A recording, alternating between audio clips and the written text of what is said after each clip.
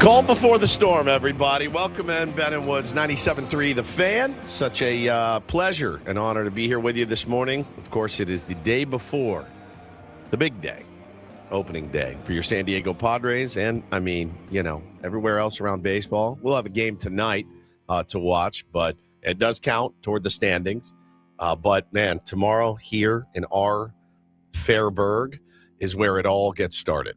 It all gets started tomorrow. We'll be broadcasting live from Baja Ricks at 6 a.m. Be ready, be loud, be fun, be there. Got to have you there. All right. I'm Woodsy. That's Paul Reindl. He's the executive producer. Good morning, Paulie. Hey, how are you? Doing good. Benjamin Higgins, your friendly neighborhood sports anchor, joins us as well. Benjamin, how are you, Mr. Chairman? I'm good. I always feel a little nervous before the start of a season. Oh, yeah. Not knowing what's coming. Oh, yeah. I mean, it impacts our lives, all of us, Tier 1s, fans, so much. Yeah, your mood. A good season, we'll all be in a good mood all summer, excited about the playoffs. A bad season, we'll all feel kind of grumpy and stressed every single night. And you're like, when are they going to turn this around? It really affects the summer quite a bit. I wonder if it's my guess is, you know, we're in a bit of an echo chamber. You see the 10% on social media, you see the 10% in the chat, and then there's about 80% in the middle that are like, I mean, guys, you sound like you're out of your mind. The way that you talk about this team and how it affects your mood and everything else. Maybe that's it. And maybe it's more. Maybe it's 50% of fans. I mean, there's 50% of fans, not 50. There's 20% of our fan base that would not be happy, that won't be happy winning the World Series. There are people in the fan base that you cannot make happy, and I have stopped trying. I've stopped trying to appeal or, hey, let's think about this. Let's have an honest conversation about it. They're not going to be swayed. They want to piss. They want to moan. They want to complain. That's okay. That's the way that they're going to fan your ass off that way. Other fans are going to be, you know, more bright-eyed and bushy-tailed and wide-eyed optimism. That's fine, too. I'm going to try to stay somewhere in the middle because I can definitely go both ways. I really can. I can find myself on either side of that fence a lot of the time. So, but yeah, this is it, man. Baseball season's what we live for. And baseball season was what I lived for before I covered baseball on the radio. This is nothing new for me. This is how I felt every year. Forever. I've only been doing radio 15 years, only been covering the sport with you guys for 8 years. Tomorrow is when we started. Friday. Sorry, tomorrow's not Friday. Tomorrow's Thursday. 8 years on Friday when we started. But this sick, nauseous feeling, I felt this way every opening day eve my entire life. Are you nauseous because of your new haircut?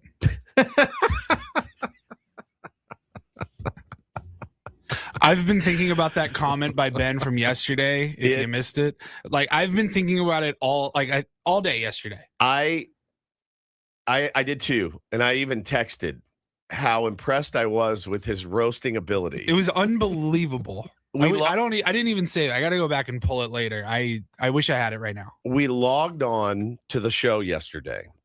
And I can't remember what I said. I had a really rough night the night before. I slept for like 30 minutes. And right. I said, I'm tired and a little grumpy. I said, I'm a little grumpy. And you said, right off the cuff, is it because your new haircut?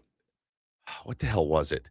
It's like, are you anxious because you're? Are you in a bad mood because you didn't like your new haircut? Because you don't like your new haircut. And no, you said it was meaner. You have a bad haircut. Because you got a bad haircut or something. And I went, what? I didn't even get a haircut. But I actually did get a haircut yesterday. I've already gotten one compliment in the chat. Thank you, Dub. I appreciate it. She said, haircut looks great, Woodsy. Yeah, I was happy with it. I liked it better yesterday. Oh, my God, you're such a douche. I don't think we're going to see 8 years. 48 hours. So close. To go. Now, it's, you know, you got to cut it short and then it grows. Of course. I don't. Like I'm now at the point I kind of got the Freddie Freeman, and I didn't really want the Freddie Freeman, but it'll grow out in a couple days and it'll be fine. But I also don't want to go get a haircut every 3 weeks. So I'm like, yep, tight on the sides, short on top, like because I don't want to be. That's a Ben move. I don't want to be back in there every 3 weeks. I get that. I don't like getting my haircut anymore. I used to. I don't anymore.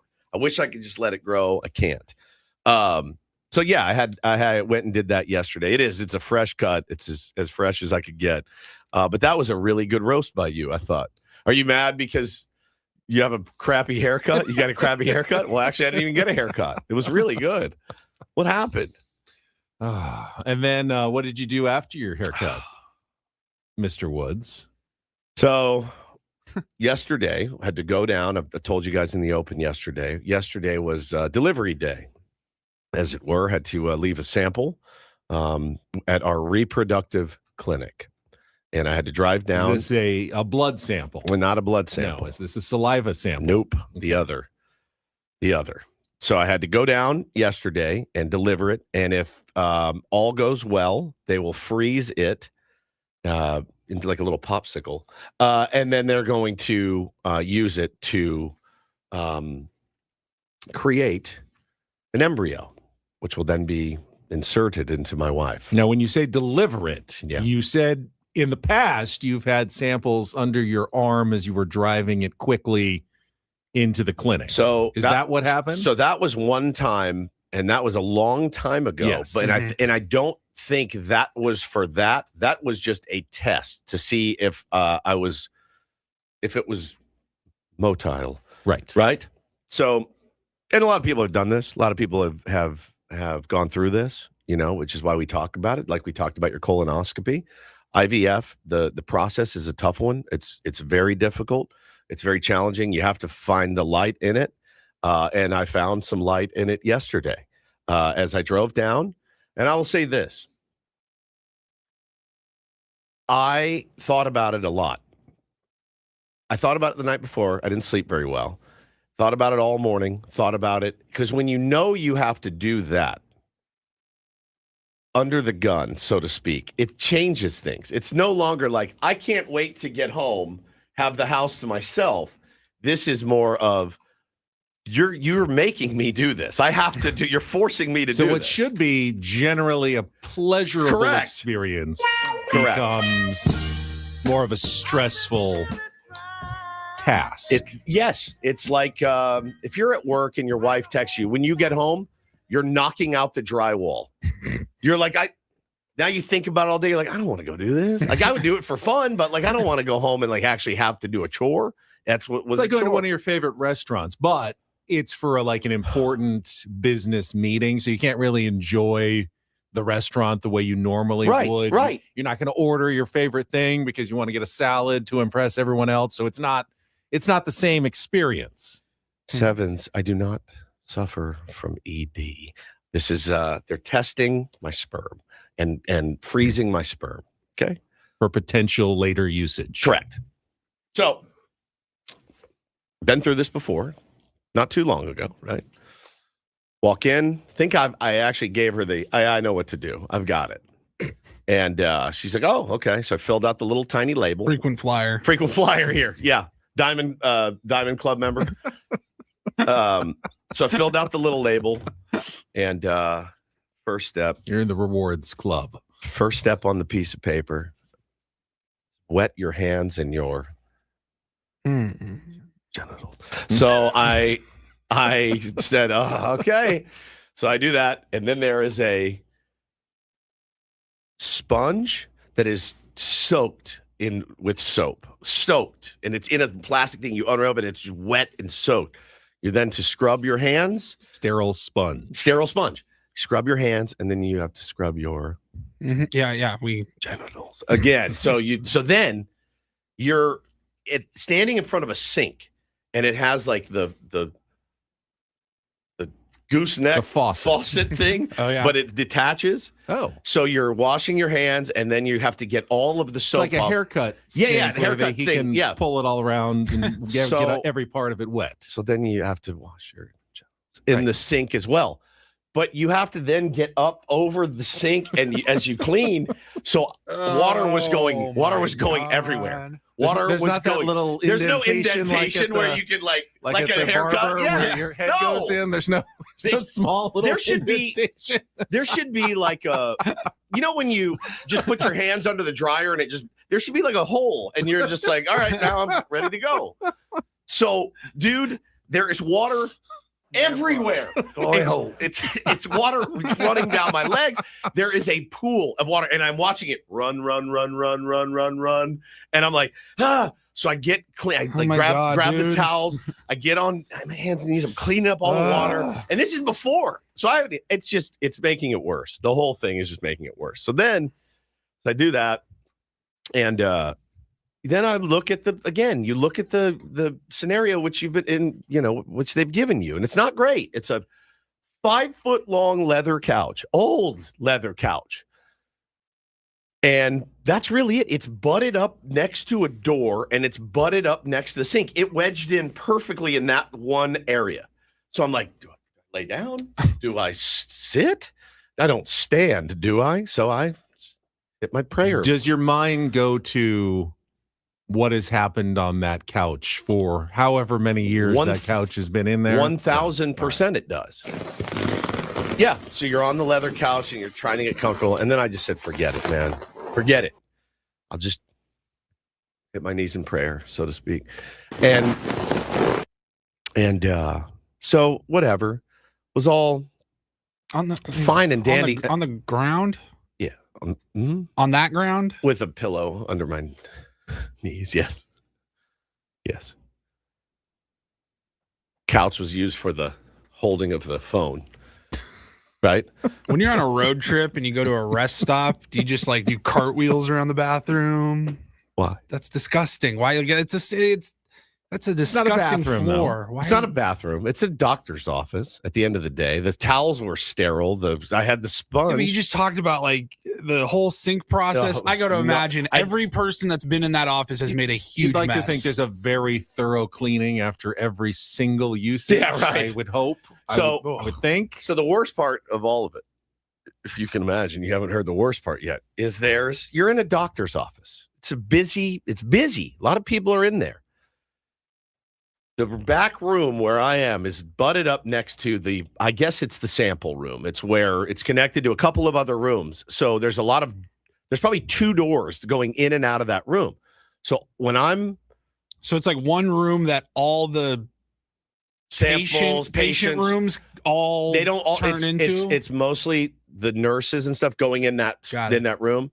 But do they let you lock yourself into the room? Yes, okay. You're locked into the room. So you have 2 doors? There's 2 doors. There's the main hallway door that you came in. There's one right behind me because I'm facing forward now, and then there's one to my left that if I leaned over, I could touch it. That's how close it was. So I'm in the midst of the whole process, and all I kept hearing was click click from, and I would jump, and I would.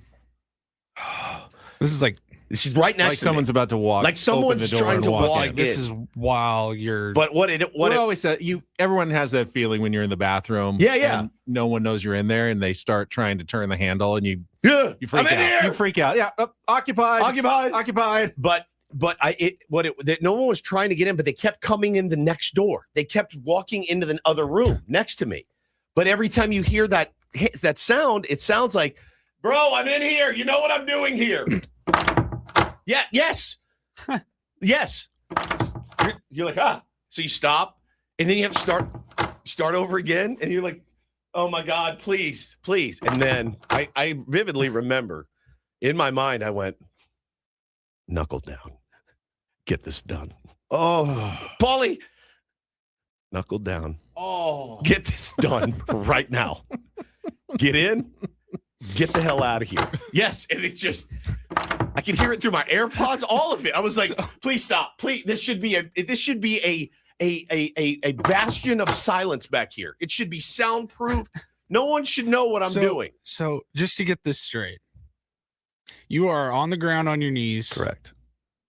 Doing your business. Yes. AirPods in. Yes. Nude. Fully. And you just keep hearing Fully. Well, I guess fully nude. Fully. Like all the way. Like the day I was born. Every bit of my clothing is in a pile of clothes. Socks are off. Why does that make this even more strange? Then again, if you were half clothed, that would also the shirt weird. hanging down like there's no way. Really no. You got my Shaq jersey on.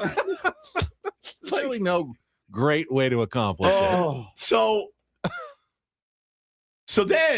So finally, mission accomplished. Oh my God. Paulie, shot.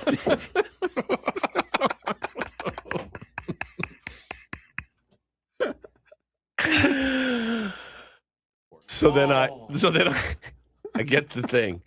I take it over to the window. Okay. I open the anonymous door depository window. Yep. I shut it like a bank. Yeah.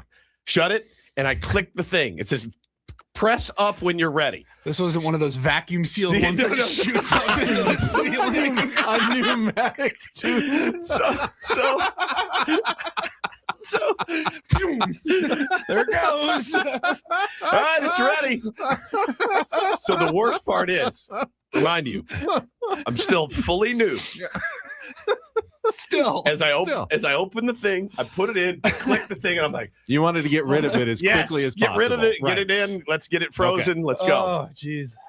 I turn around and I look at the counter, and the label is still on there. I forgot to affix the label to the thing, and I go, ah! And I'm again, the light switch has been flipped, and the door is shut. So they could be grabbing it at any moment. If the timing was right, she would have opened the door, and it would have been me, nude, reaching for it. Oh my God! I need this back. I need him. Hang on. So I run up, I turn it off, and I open it slowly. I grab it, I put the label on it, and then I put it back in.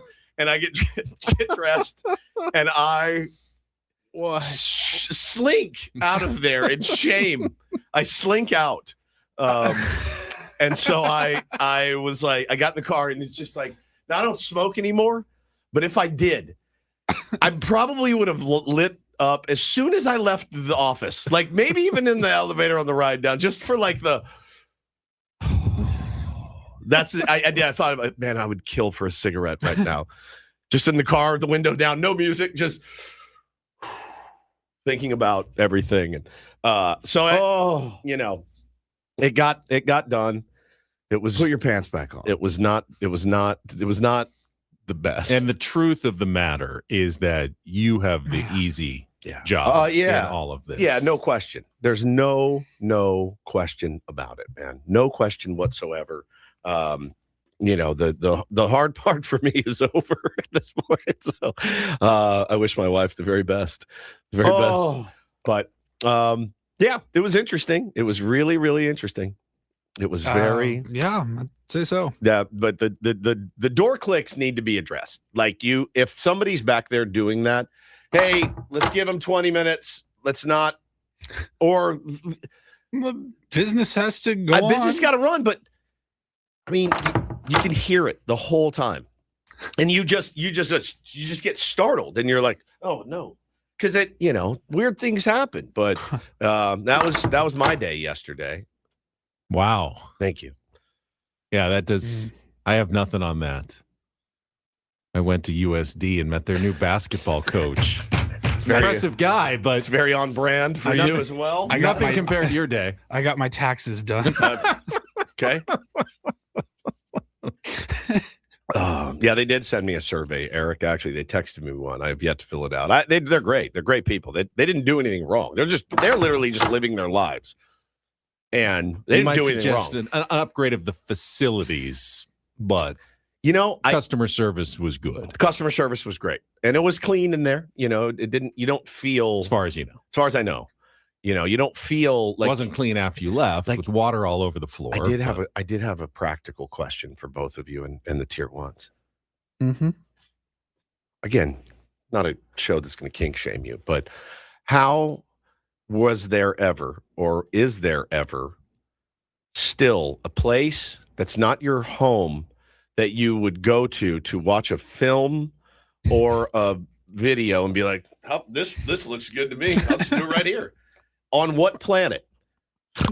Like, I get that you're not big on the shared experience. I get that the mood strikes and everything, but be like, I'm going to go down to that place. Cool jerk. I'm going to go down to that place, and I'm going to put a quarter in a machine or something, and I'm going to sit in this room, and I'm going to do it here instead of at my home or in a bathroom. So you would not have fared well in the old, like the Roman days, or like even the 70s, where they're like, you go to like a movie theater, and then you've heard the stories. It's like one guy over here, one guy over here. On what planet could you sit there and be like eating popcorn and be like, you know what? Yeah, this is good. The Pee Wee Herman. Yeah. This is the spot for me.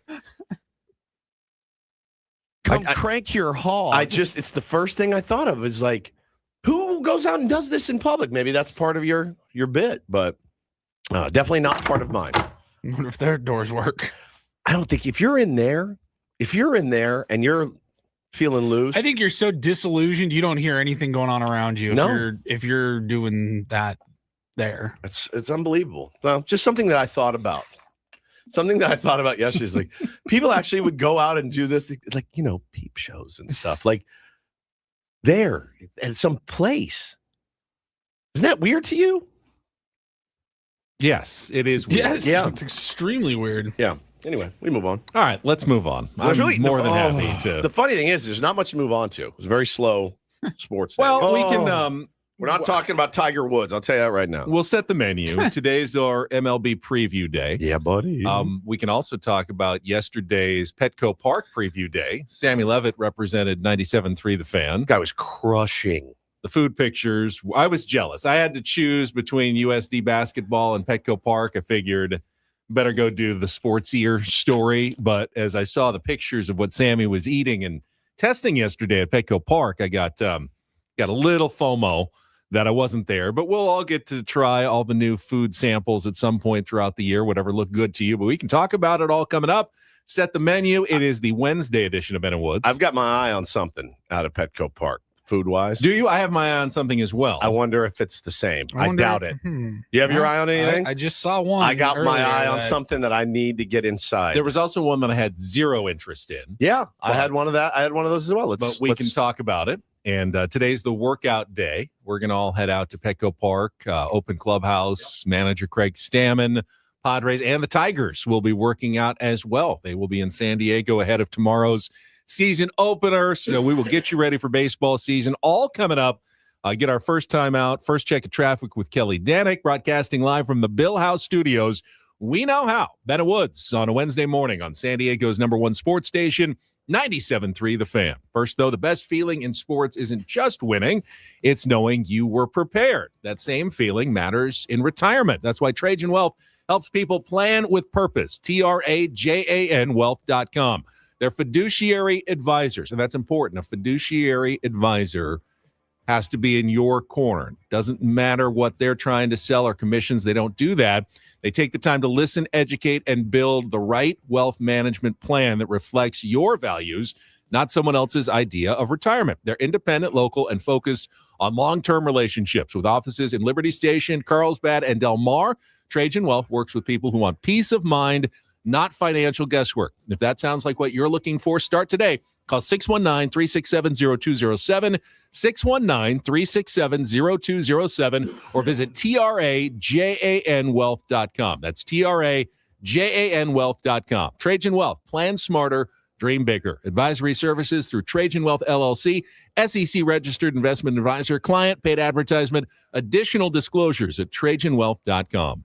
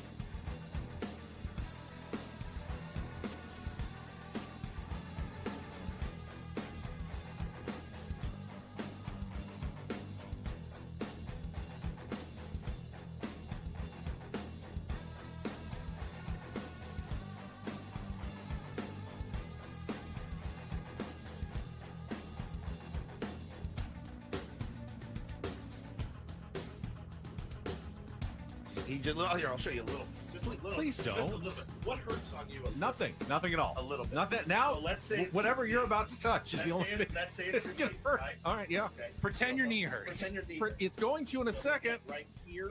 Oh, that is not pleasant. Hey, player, this is all yours. This room with this view. This speakeasy with this cocktail. Hey, could you make that too? The spa with this. Ah. And this pool on this roof. This is all for you. The all-new Humul Casino Resort, now open.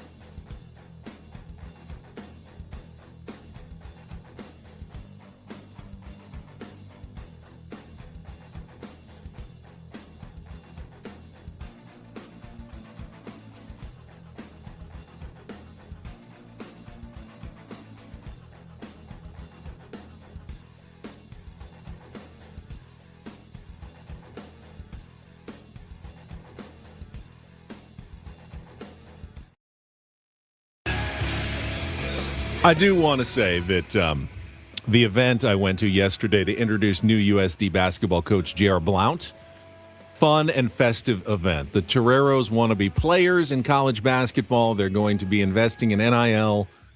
They're giving him free reign to build a program, and he was a very impressive guy. He's Iowa State's top assistant. Yep. They're in the Sweet 16, so he flew out just for yesterday. They had they gave the team a day off in between the round of 32 and the round of 16. They did all the film and everything on Monday.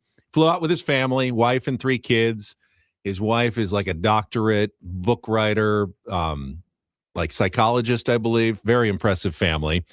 And then he did the press conference and then flew right back because they've got practice and they're heading to Chicago for the Sweet 16 game against Tennessee on Friday. So as soon as Iowa State's run is over, he will return to San Diego and become the full-time head coach. But that's awesome. They've got that new facility, the Student Wellness Center, which is like their own jam center. It's absolutely gorgeous. It's going to be a real recruiting tool. And with Gonzaga now out of the WCC, and we heard yesterday Randy Bennett leaving St. Mary's for Arizona State, and Washington State and Oregon State coming to the Pac-12 as well, they think there's a real opportunity for USD to take a big step up. So this is swinging for the fences, to mix some sports metaphors, but it was an impressive event yesterday. And I wanted to wish J.R. Blount, who was a nice guy, said maybe we'll have him on the show sometime. Good luck in the NCAA tournament, and then certainly good luck with the Toreros. That was going on, though, while at Petco Park, they were doing their kind of preview day for the media with all the new food options that they're going to be offering. And our Sammy Levitt was out there posting pictures and I guess trying all the food. And I must say I was very jealous. So what? I did not get the invite to that. You didn't get one? No. It was put out last week. Was it? Open, I think, for members of the media. Paulie, did you get an invite? I believe I did. Okay. I don't think they excluded me. I think I probably just missed the They email. do it. They send it every year. Did they send it to me but cut my name out of it and ask if somebody else wanted to do it? Because that I've heard of that happening before. That seems Doesn't crazy. that would be crazy. So there were some definitely some intriguing new items. What stood out to you from the pictures that you saw from Sammy?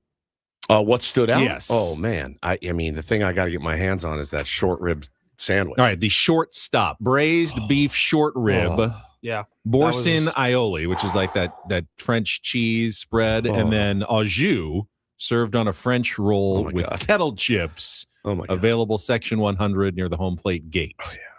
And I can see, like, if the meat wasn't super great, like that's just a average sandwich. Like a dry meat sandwich. But that's not how Petco rolls. Like, I'm thinking of like the tri-tip nachos are amazing. Like all the stuff there is quality. So I'm assuming that braised short rib or whatever is delicious. The Grand Ole at the ballpark is spectacular. It's spectacular. I eat it every time I go. The hot mustard sauce, like that's still there, right? Grand Ole still going to be there. Okay. What is it? Braised beef short rib? Yeah, this is braised beef short rib. Delicious. That's the thing that I had my eye on. My wife's very excited for the pretzels. Very excited. The new braided pretzels. One of each, I think. All right, so there are 3 different new pretzel options. There's the cinnamon sugar pretzel bites. Are pretzels beneath you? I feel like they are. No, Okay. not right. at all. Okay.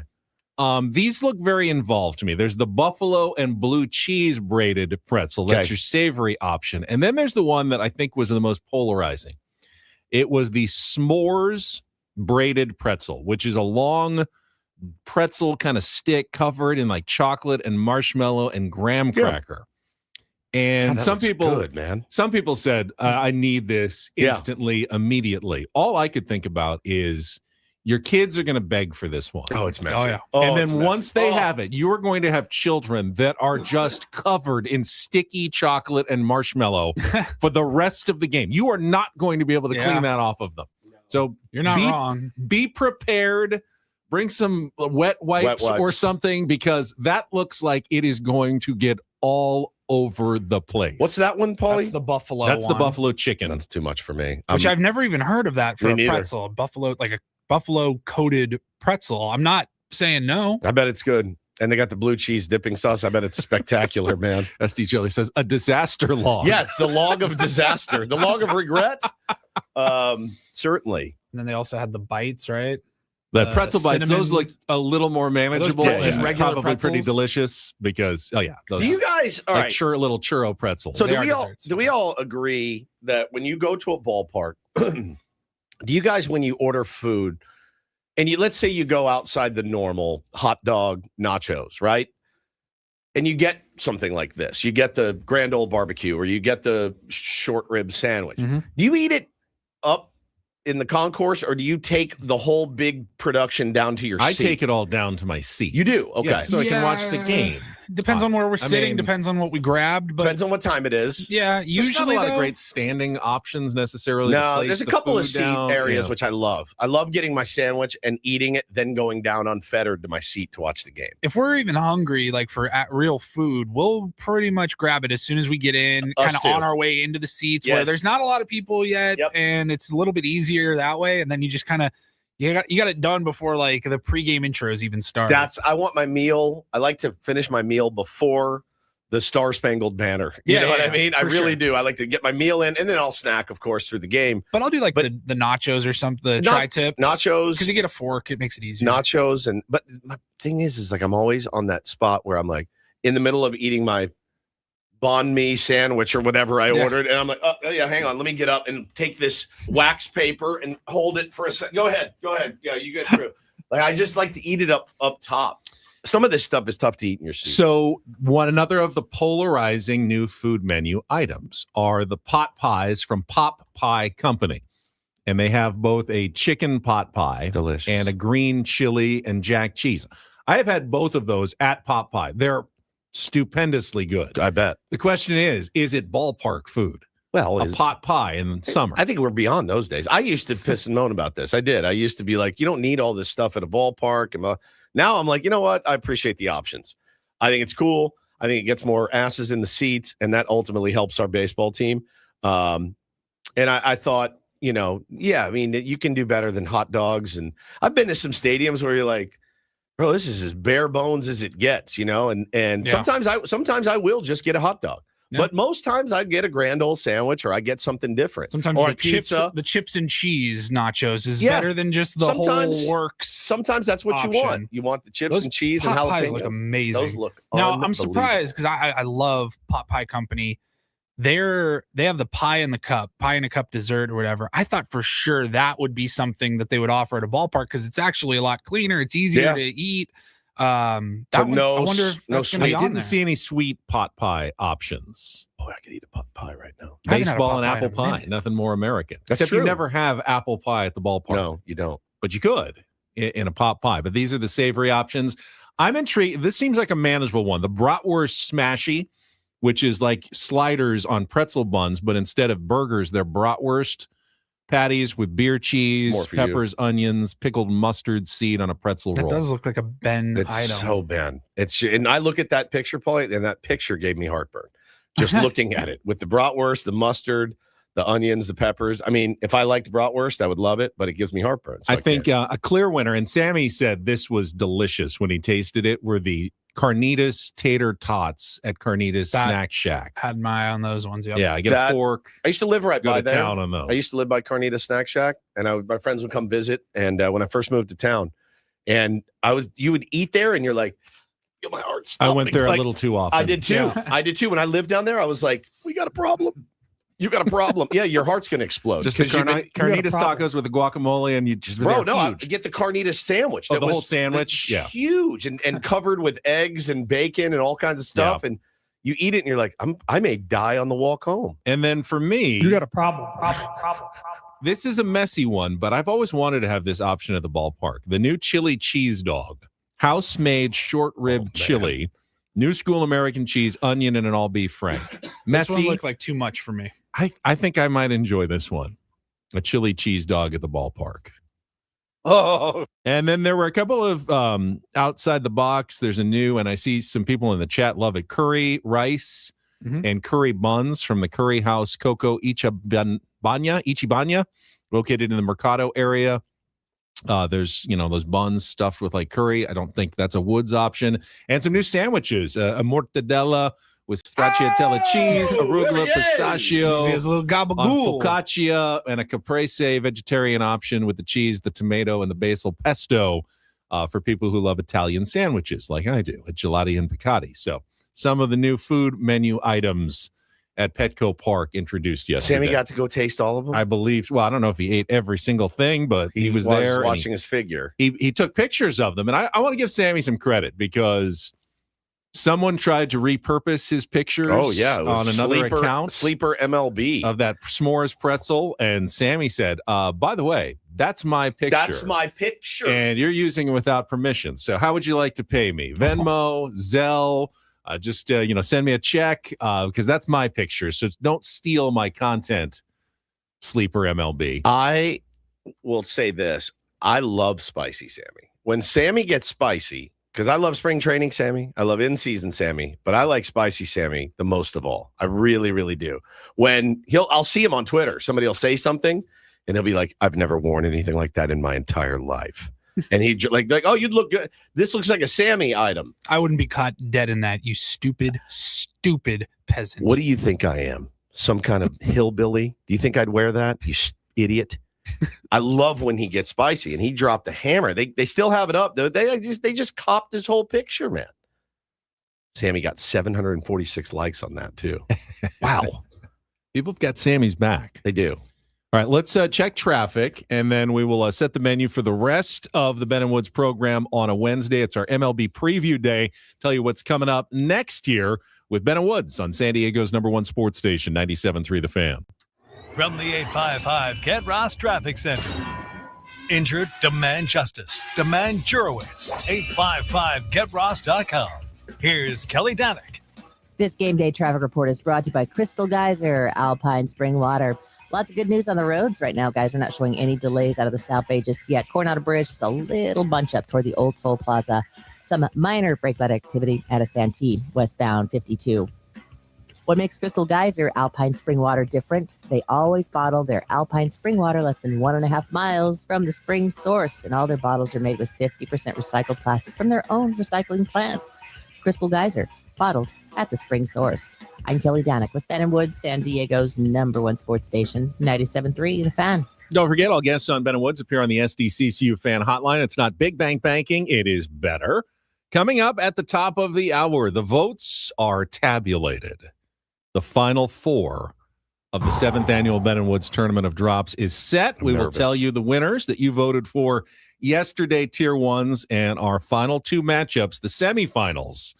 And then we will have our finals matchup tomorrow on opening day. And then on our 8th anniversary on Friday, we will crown the newest Tournament of Drops champion. But we're down to 4. We'll let you know who they are coming up at 7 o'clock. At 7:20, we'll get to Don't Do This morning. 7:35 is when we start.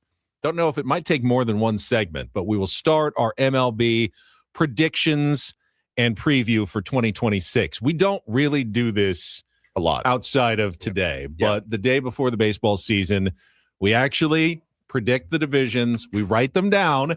Paulie has the results from last year, so you can see how little or much credibility we each have in our predictions. Yep. And then we will also include our NL West predictions and where we think the Padres will finish, and not just overall winners, record. Not just division winners. No, wild cards. First, second, third, fourth, fifth place. all the way Also, through. let's do AL, NL Rookie of the Year, Cy Young, and MVP. Ooh, okay. Ooh. Just a little ring. All right, so this is probably going to take us into the 8 o'clock hour as well. Hey, we got nothing but time. Bud. Yeah, we got time to this morning. We'll also play some Take on Woods at 8:20. Another chance to qualify for the trip to Las Vegas, music, movie, or TV trivia. Reindl Report in our final hour. And we also have another giveaway today. Bob Dylan tickets for, and I don't have the details of when he is coming. Rady Shell. He's going to be at the Rady Shell on June 21st. Get your tickets at Ticketmaster.com. But we got a pair today, tomorrow, and Friday. Like the Bob Dylan. Bob Dylan, who has a special place in Ben & Woods lore. Yeah, he does. I was not there the day that you played his new, what was it, 17 minutes? 17? Yeah. Minute song. Played the whole thing. The in its whole entirety. thing. Yeah. On a sports radio show. Indeed. The whole thing. The entire song. Yeah. It was akin to doing zone 2 cardio is what it felt like. And I didn't move. I just sat here. But my heart rate was such that I got a workout in just by sitting. I didn't even have to move my body. My heart was about to explode sitting there rotting through that. So uncomfortable. It was so uncomfortable. Didn't help with lyrics like right from the greatest songwriter of it all was time. a song about JFK's assassination. Yeah, among other things, but yeah, very topical. But he was just talking like 2020 or 2021, whenever. And then it was the president was there. Yeah, he was on the ground. We're gonna do an Andy. He was shot. We're gonna do an Andy Griffith segment next here on Ben & Woods. Rub-a-dub-dub. It's listen. Bob Dylan is a legend, right? Maybe the greatest songwriter of all time. but it was not my favorite song of his. A little more topical again today after the movie with Timothy Chalamet came out last year. Some renewed interest in Bob Dylan. Sure. But he's still around. I tried to watch. How old is Bob Dylan? It's got to be 80 something. Let's see. But he sounds great. 84. 84 years old. And sit near the stage. Still getting it. Put your head out the window. Let the good times roll. There's a party going on. Here, let's fast forward 9 minutes in. Decide to throw in the towel. It is what it is, and it's murder most foul. Let's get 13 minutes in. That's 13? Like a rootless tree. He does have an F-bomb in here, I think. I hope not. It's not labeled. Okay. Well, with a 17-minute song, the odds that we're going to land on that are pretty low. Yeah. Take my chances. Yeah, take my chances with that It's like winning Powerball. Like, oh, really? You picked the one moment in a 17-minute song where he dropped a... You know what? Music is filled with those people, at least for me, and I think for a lot of other people too, where you're like, yeah, man, hat, here's my hat. I will tip it to you, sir. You're a legend. You're an absolute legend. I don't know if I would ever get in my car and put Bob Dylan on the radio, ever. I never. If it was on, would I listen to, maybe if I heard, Tangled Up in Blue or Lay Lady Lay, I would put Lay Lady Lay on. I think that's a brilliant song. And there's a couple more. But I don't, it doesn't stay in my mind, to like, I need to hear some Dylan today. Because I'll get in that mood where I'm like, I want to hear some Rush. I want to hear some Zeppelin. I want to hear whatever. Never once have I gone, I got to hear some Dylan today to get me in the mood for whatever. But I tip my hat to Bob Dylan. He's obviously an American treasure. So go see him. All right, how are we going to give him away? Do we want to listen for one of our sounders, Bob Dylan-related sounders? Paulie, I will let you pick. Do we have that one? This is kind of Bob Dylan-y. Everybody must get stoned. Yeah. Perfect. Is that the one? All right. That's the one. That's from Rainy Day Woman. So the next time you hear that, won't play it again. Okay. The next time you hear that clip, call in. Me saying the clip from Rainy Day Woman. Yeah. That will be your cue to call. Okay. Sometime between now and the end of the program, call in. Let's say be the fourth caller after you hear the sounder, and you will win the tickets to see Bob Dylan. Okay. 84-year-old Bob Dylan. I wonder what the radio show. What the set. I don't picture him coming out and doing hits. I don't. I picture him like just doing what he wants because he's Bob Dylan. Stubborn. Although someone in the chat said they went and saw him, and he actually did play. He played some of hits? his hits. I got to look Chula up. Vista. He said he actually played some hits. That's crazy. But you can't guarantee that with Bob Dylan. It could be a different thing every night with him. Yeah, He'd show up. He just wanted to do a reggae. You can see his full set lists. He played in Omaha, Nebraska a couple of days ago.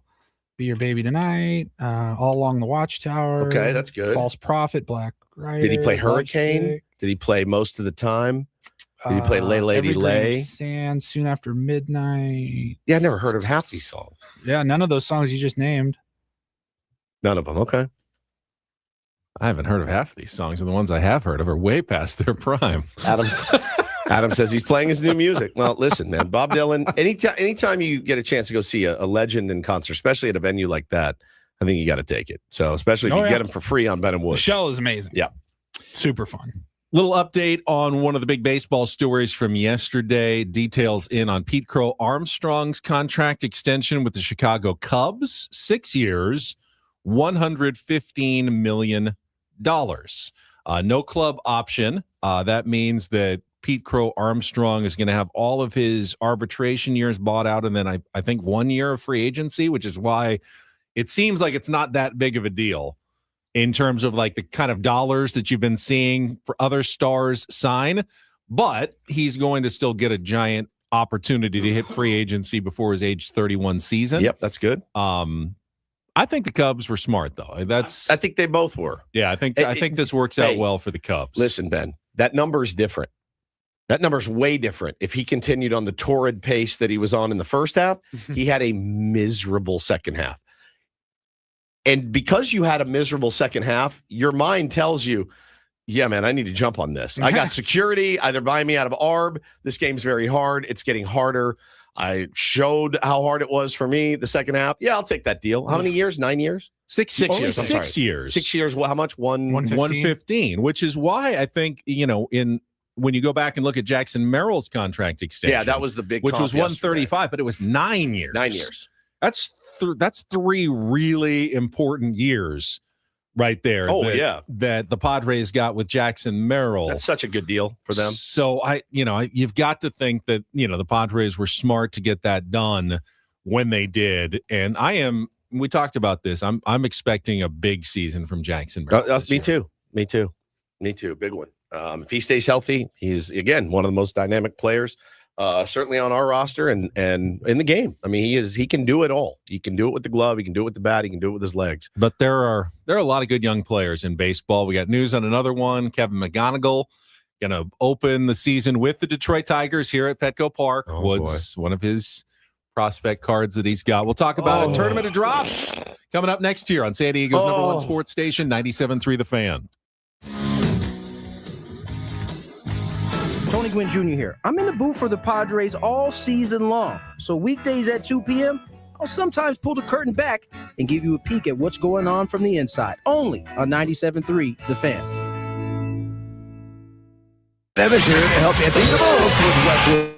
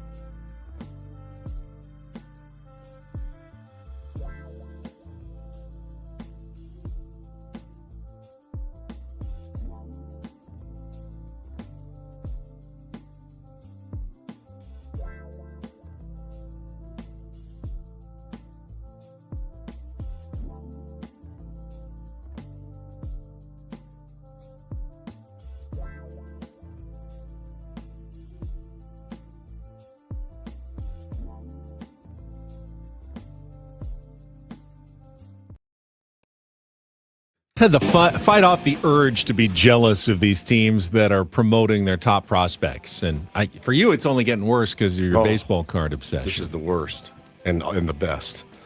But the Padres, we went through those phases when Fernando Tatis Jr. earned his promotion out of spring training, when Jackson Merrill earned his spot out of spring training a couple of years ago. But the idea is to build a team where you're not necessarily having to pull up prospects every year to fill holes on your roster. Now, these are exciting prospects like Kevin McGonigal of the Tigers, who got the news yesterday that he has made the opening day roster, will be with the team here in San Diego tomorrow for opening day. Going to be in the lineup, I heard, and will be hitting off of Nick Pivetta for his major league debut. Don't walk over to him yet tomorrow and ask him to sign your baseball cards. That you don't need to. You already have. I already have a couple signed McGonagals. No big deal. So it's fine. Do you really have a 1-of-1? Yeah. I saw you post that yesterday. Yeah, it's like a hologram. It's beautiful. It's a refractor signed. 1-of-1. That sounds valuable. Yeah. I had it up on eBay and then I pulled it down last night. I'm gonna slab it and hold it. Because this kid, you don't know what it's graded at. I know, but I'm going to send it to get graded. But it is this kid reading about his hit tool. Like they're like, there's obviously no can't miss prospects, none. But this is as close as you're going to get. Him, Connor, those guys are the guys I went in on. They said, these guys have the game is slow for them. We'll see. We'll see how Nicky P handles that rookie on tomorrow. Who's the guy from New York, Carson? How do you say his last name? Benj. Carson Benj. I saw his little call-up video yesterday with his skipper letting him know the news. He looks like he's good, but it looks baseball is in a very healthy spot, you guys. Very healthy. Guys coming up. Leo would have been the next one for us, where we would have been in here talking about, is he ready? Is he ready now? Does he play second and Jake slides over to first? Gavin DHs. You don't need to get Nick Castellanos because you got Leah Dallas DeVries. That ship has sailed. He's with the Athletics now, so he will get his time as well, Benny. But the game of baseball is it's ripe with talent. I mean, there's young studs coming up. It's really a cool thing. We'll do our predictions coming up a little bit later, but as you said, you wanted to include awards predictions: MVP, Cy Young, Rookie of the Year. That's always the toughest one. That's really tough because you may have a guy who's not even starting with his team right now, but comes up in May, and has a great season, like a Connor Griffin, who's not going to open the season with the Pirates, but could still end up being the National League Rookie of the Year. Absolutely. You also have guys who have already had a little time in the big leagues last year. I tend to think that helps a lot, like a Nolan McLean, who got a chance to get a big, important taste of the big leagues last year, and in the WBC. He qualifies as a rookie this year. He may win. I think that makes him a really dangerous candidate to win Rookie of the Year. He's already gone through some of the adjustment phase. He's pitched in big games in front of big crowds in the WBC. Yep. I'm kind of leaning in that direction. That's a really good pick. That's a really, really good pick. There's a few of those guys, man, out there. So Bubba Chandler's another one for Pittsburgh, who's a stud, man. Throws 97, 98. Man, that rotation there in Pittsburgh. Look, and Pittsburgh fans, if we have any listening at all, you have an exciting team this year. I still don't blame you if you don't go out and watch them because of how bad your owner has been. I cannot for the life of me sit in here and blame you for not showing up to line Bob Nutting's pockets. I just can't. Even though you've got Bubba Chandler, you got Paul Skeens, you got who else they got? They got they got O'Hearn on their team, they got Ozuna, who's got some pop. They've got Brandon Lau, who's got some pop at second. Like, they have an exciting team. As I said, they dabbled in the higher priced free agents. They settled for the guys that made it look like they're spending to win, but aren't really. They're pretty good. They're not really stretching themselves in terms of cost on those guys. They're not stretching themselves, but the pieces that they added were good. Sure. Like, Brandon Lau's a great player. Good fallback options is what they ended up with. Yeah. Is that enough, though, to take the Pirates from where they've been? I know. To a playoff team? I don't think they were just fallback options away. They'll be better. No doubt about it. They will be better. They may be above 500. I just don't know if they are a playoff team yet. Be cool if they were, man. In that division, It's going to be tough. Maybe. Cubs are going to win that division. Yeah. I'll give you a spoiler alert. NL Central, Cubs are going to win that division. Sure, but I'm saying they can compete for a playoff spot in that division. They could. Depends on how far back the Brewers slide. Right. And that, I think, is one of the biggest questions as well. They're going to slide back. They had an incredible season last year, but yeah, they won 105 games or something. Losing Freddie Peralta, Yeah, we say this every year, though. But yeah, we do. That's the thing. We always expect them to slide back, and then they don't. Yep. Will it happen this year? Eventually it does. That's, I think, one of the big questions in the National League. Because if they're not a playoff team, that does open the door. Is it the Padres? Is it the Pirates? Is it the Giants or the Diamondbacks that can jump through that door? The Mets, Phillies, and Braves all think that they've got a claim on a playoff spot as well in the National League. That would only leave one wild card spot. Last year, the Braves had a bad season. That opened the door. Padres, Brewers both got in. But if the Braves have a good season, and the Mets missed the playoffs, the Mets, they were expected. That's true. That opened the door for the Reds to get in. Yeah. I keep forgetting the Reds got in as well last year. I doubt that only one NL East team is going to make it again. Yeah, me too. That was a shock when only one team made it. You have to assume at least two NL East teams are going to get in. Definitely. So we'll go through all of our baseball predictions coming up later this hour. Right now, though, it is time to reveal the results of your voting, the Elite Eight of our 7th annual Ben & Woods Tournament of Drops. Why'd you say, oh boy? You nervous? Boy. Yeah, I'm nervous. Woodsy had three three teams in the Elite Eight as he chases his elusive Tournament of Drops win. But we'll get through the results of the Elite Eight here. We're going to start with one of our number 1 seeds, a Woodsy drop.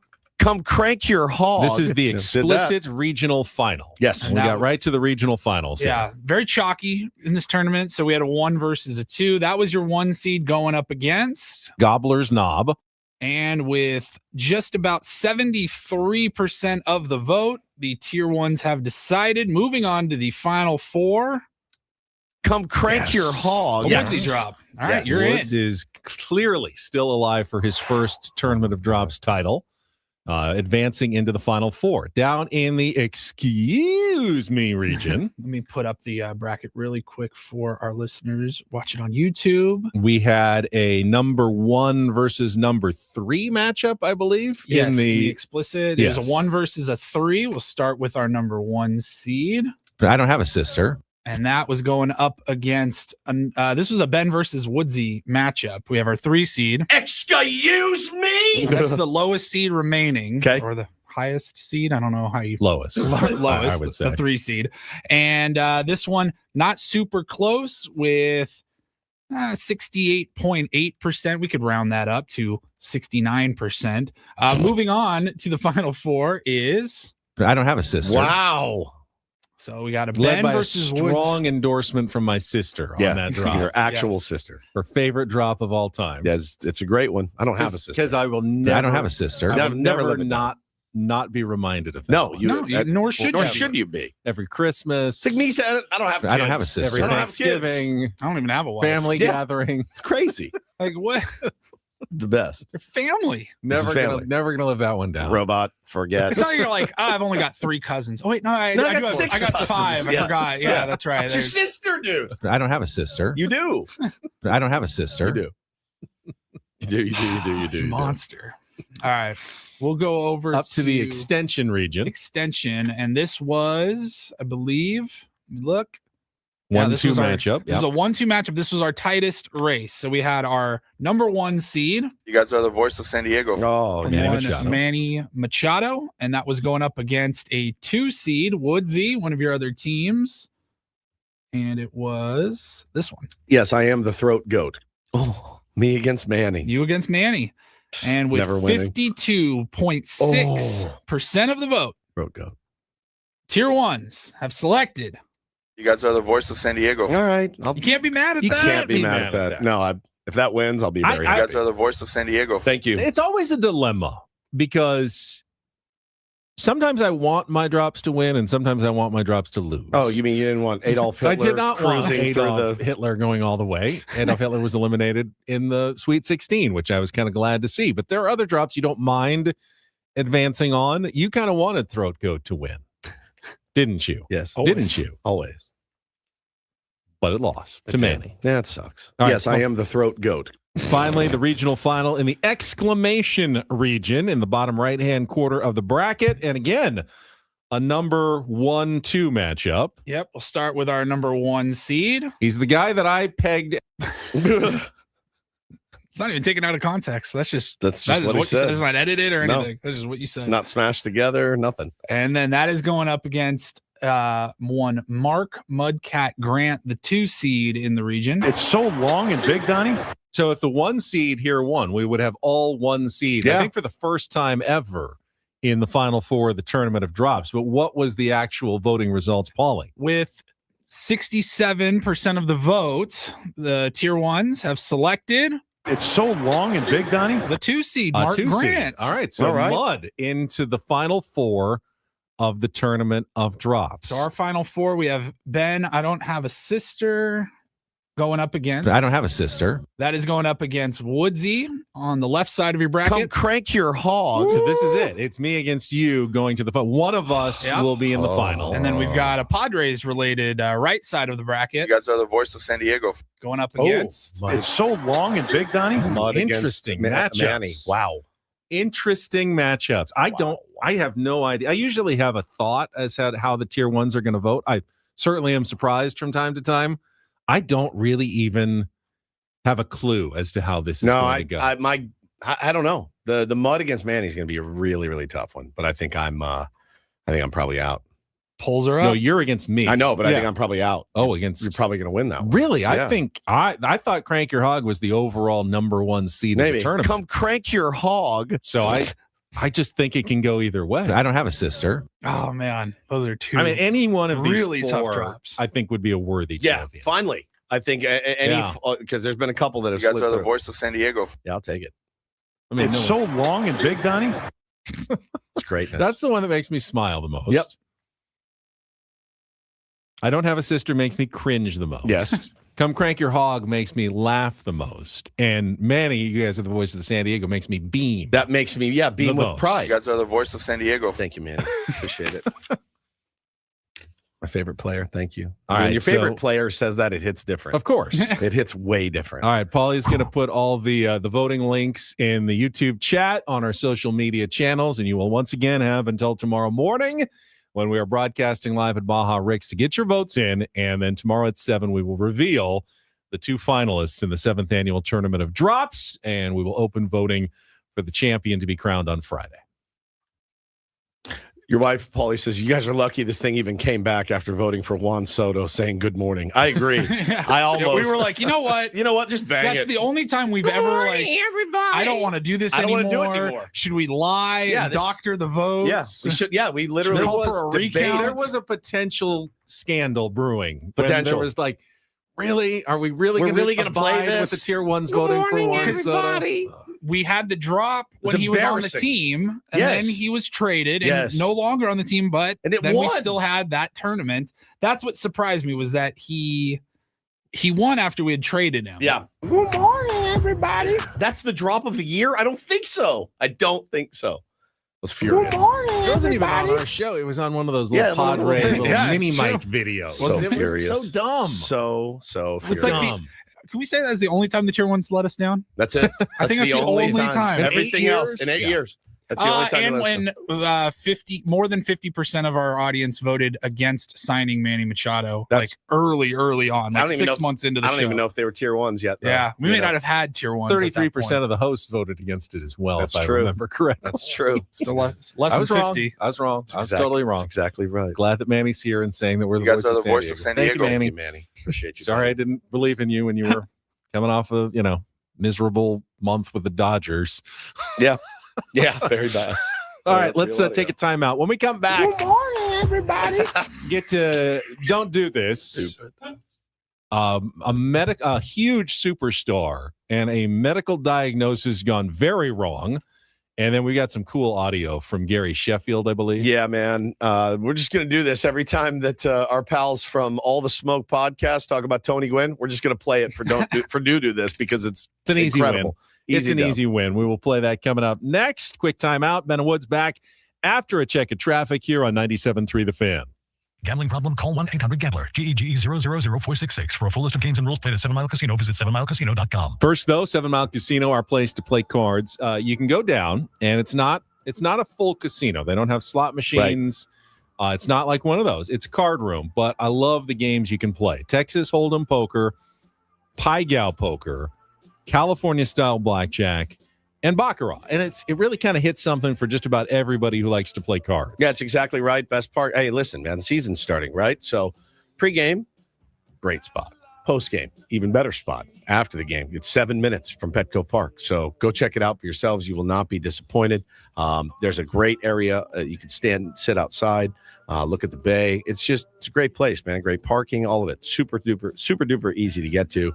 Just 7 minutes from Petco. Yep, food's fantastic, and they like to take care of their players. If you're a high roller, like the high limit action, they got great dealers, comfortable chairs, 35% discount from Sammy's 7 Mile while you're at the tables, or just enjoy the restaurant and the 24/7 players menu, which is one of the very few all-day eating options around San Diego, and the food is fantastic. The Kung Pao chicken, the best I ever had on that 24/7 players menu. Check it out today. Hop on the 5 freeway, head south to Chula Vista. It's right there. You can see it from the freeway. It's 7 Mile Casino, just 7 minutes from downtown.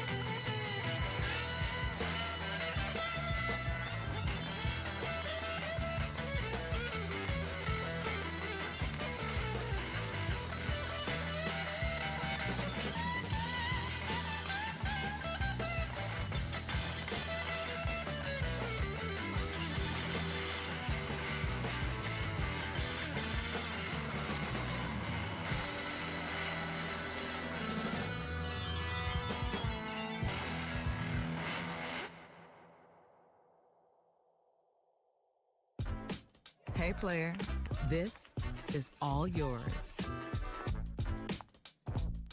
This room with this view. This speakeasy with this cocktail. Hey, could you make that too? The spa with this. Ah. And this pool on this roof. This is all for you. The all-new Hamul Casino Resort, now open.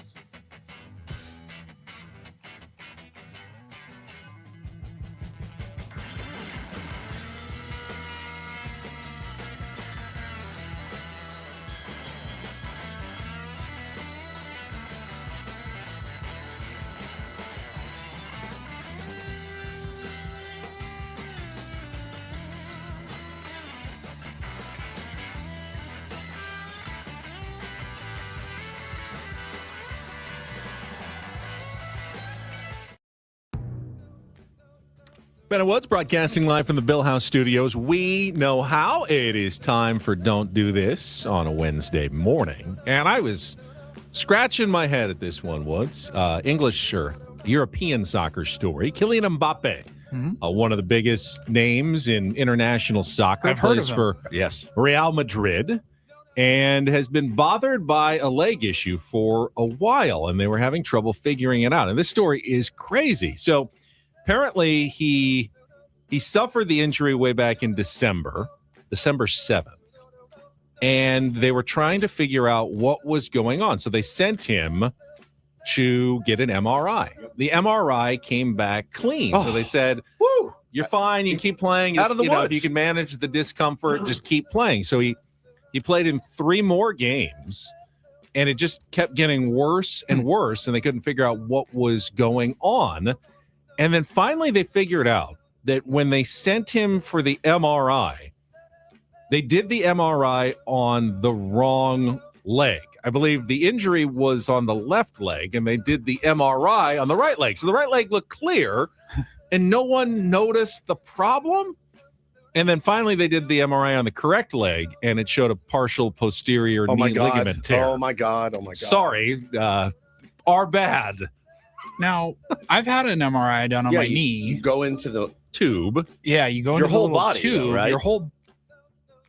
I don't know what imaging they're looking for on the other side. Well, because if he would walk in and say, if it was like and that's all MRIs, you have to get in the full tube. They do your whole. I think so. I don't know.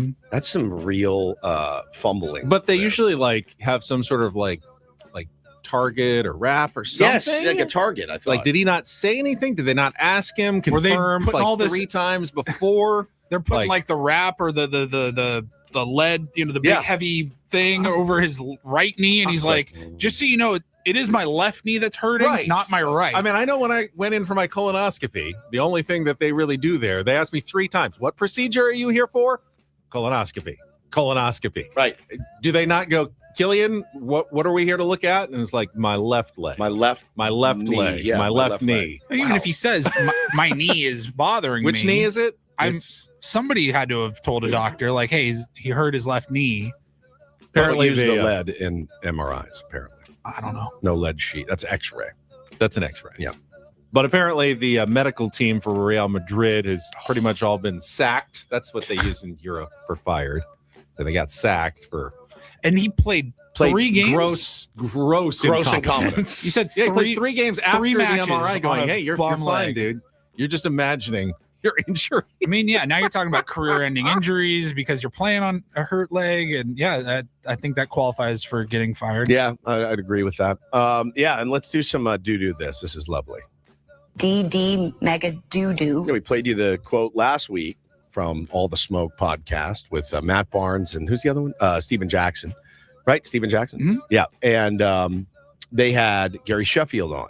And we played the clip last week. Eric Davis talking about how Tony Gwynn stole his batting title.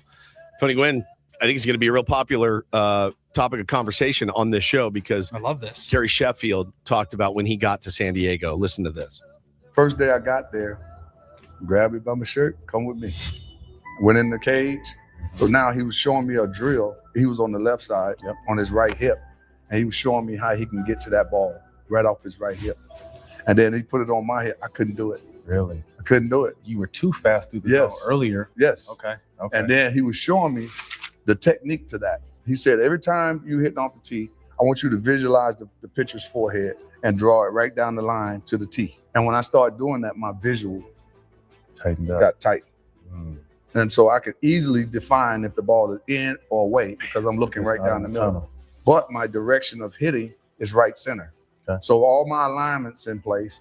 Now with the different arm angles, and I focus on your forehead, now that strike zone is smaller for me. And then that's what I used to hit down the tunnel. And what happens in that as well, 98 becomes 93. It really slows down. That way 100 becomes 95. Slows down. Here's the craziest thing about that year. I want you to look up how many times that me and Tony Gwynn came to the plate, and I will tell you on top of my head, almost 1,200 times. Guess how many times we struck out? Tony Gwynn struck out 17 times. I struck out 35 times. Good. Combined teammates with 1,200 plate appearances. Right. That'll never be done ever again.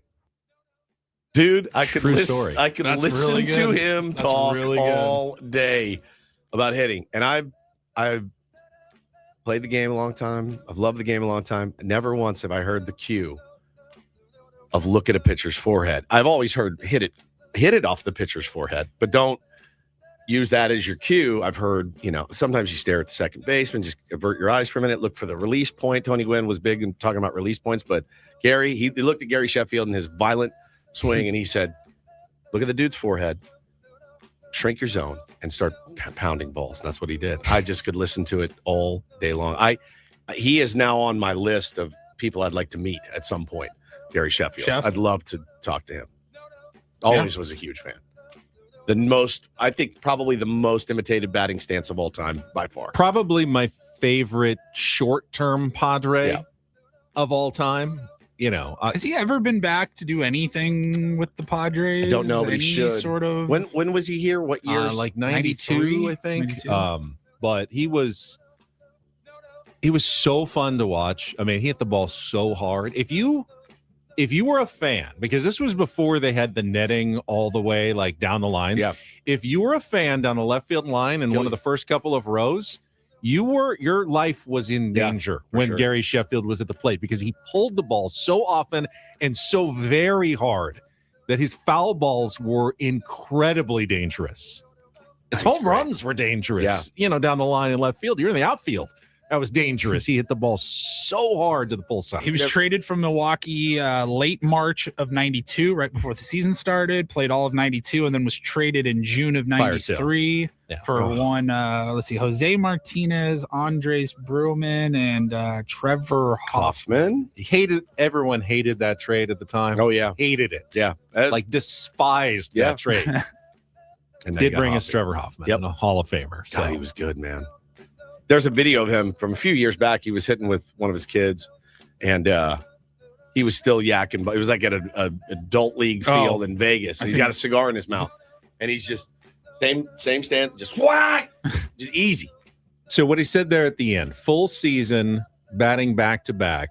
Tony Gwynn, Gary Sheffield, 52 strikeouts combined, 17 and 35, 1,200 ABs. I don't think that'll ever be repeated. I mean, if for some reason, like Luis Ariz and Stephen Kwan batted back to back in a lineup, maybe and it would weren't be injured at all, and maybe it would be somewhere around there at the end of the season, and they could do it. But I don't know what insane lineup would ever put those two guys back to back. Would be incredible. Maybe like Luis Ariz and like a prime Ichiro, maybe. Yeah. That's pretty amazing, man. Pretty amazing. 54 Ks, 1,200 ABs. But again, he said it was the first day he got to San Diego. Tony Gwynn goes, come with me. Yeah. Come with me. Amazing. I'm going to show you something. I loved it. Thought it was so good. And that is Don't and Do This for Wednesday. That was Don't Do This with Ben and Woods on 97.3 The Fan. Not a Don't Do This by any stretch of the imagination, but not necessarily good news for San Diego State basketball. Yep. BJ Davis reportedly entering the transfer portal. He hasn't officially announced that the portal doesn't open for a couple of weeks, but his agency, and now, college basketball players all have representation, put up a graphic that said portal with BJ Davis. So, they're putting their feelers out there. Doesn't mean he can't return to San Diego State, or they can't talk him out of it if they offer him.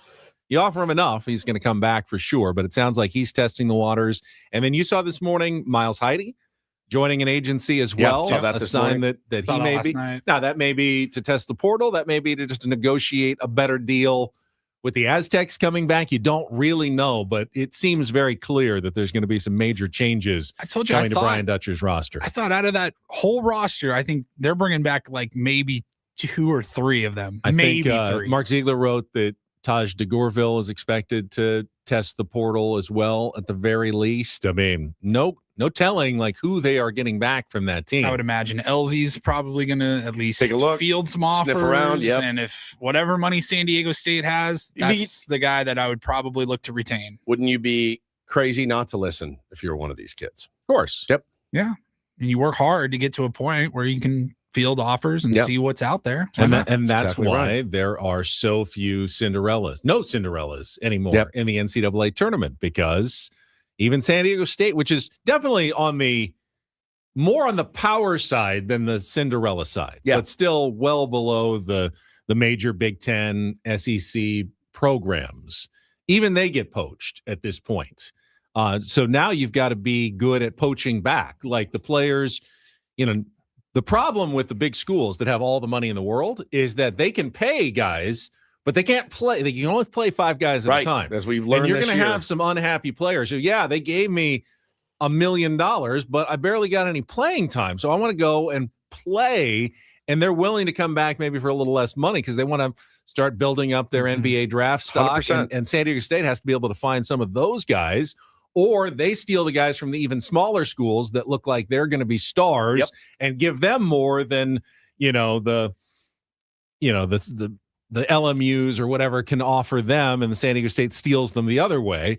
So San Diego State's kind of the middle player in this whole game, but little from the top, maybe a little from the bottom, little from the bottom, and try to put together a new roster every single year. Well, I have faith that they can do it. The names that you mentioned would be tough to see go, I think. But again, you might find better players. Yeah, too. Maybe you find better. You don't know. All guests on Better Woods appear on the SDCCU fan hotline. It's not Big Bang Banking. It is better. When we come back, we will begin our once-a-year preview. MLB divisions, MVPs, Cy Youngs, rookie managers of the year as well. All the awards. Oh, yeah, we can do managers. We can predict all of them. It's going to take a little while. We'll go through the results, though, from last year first.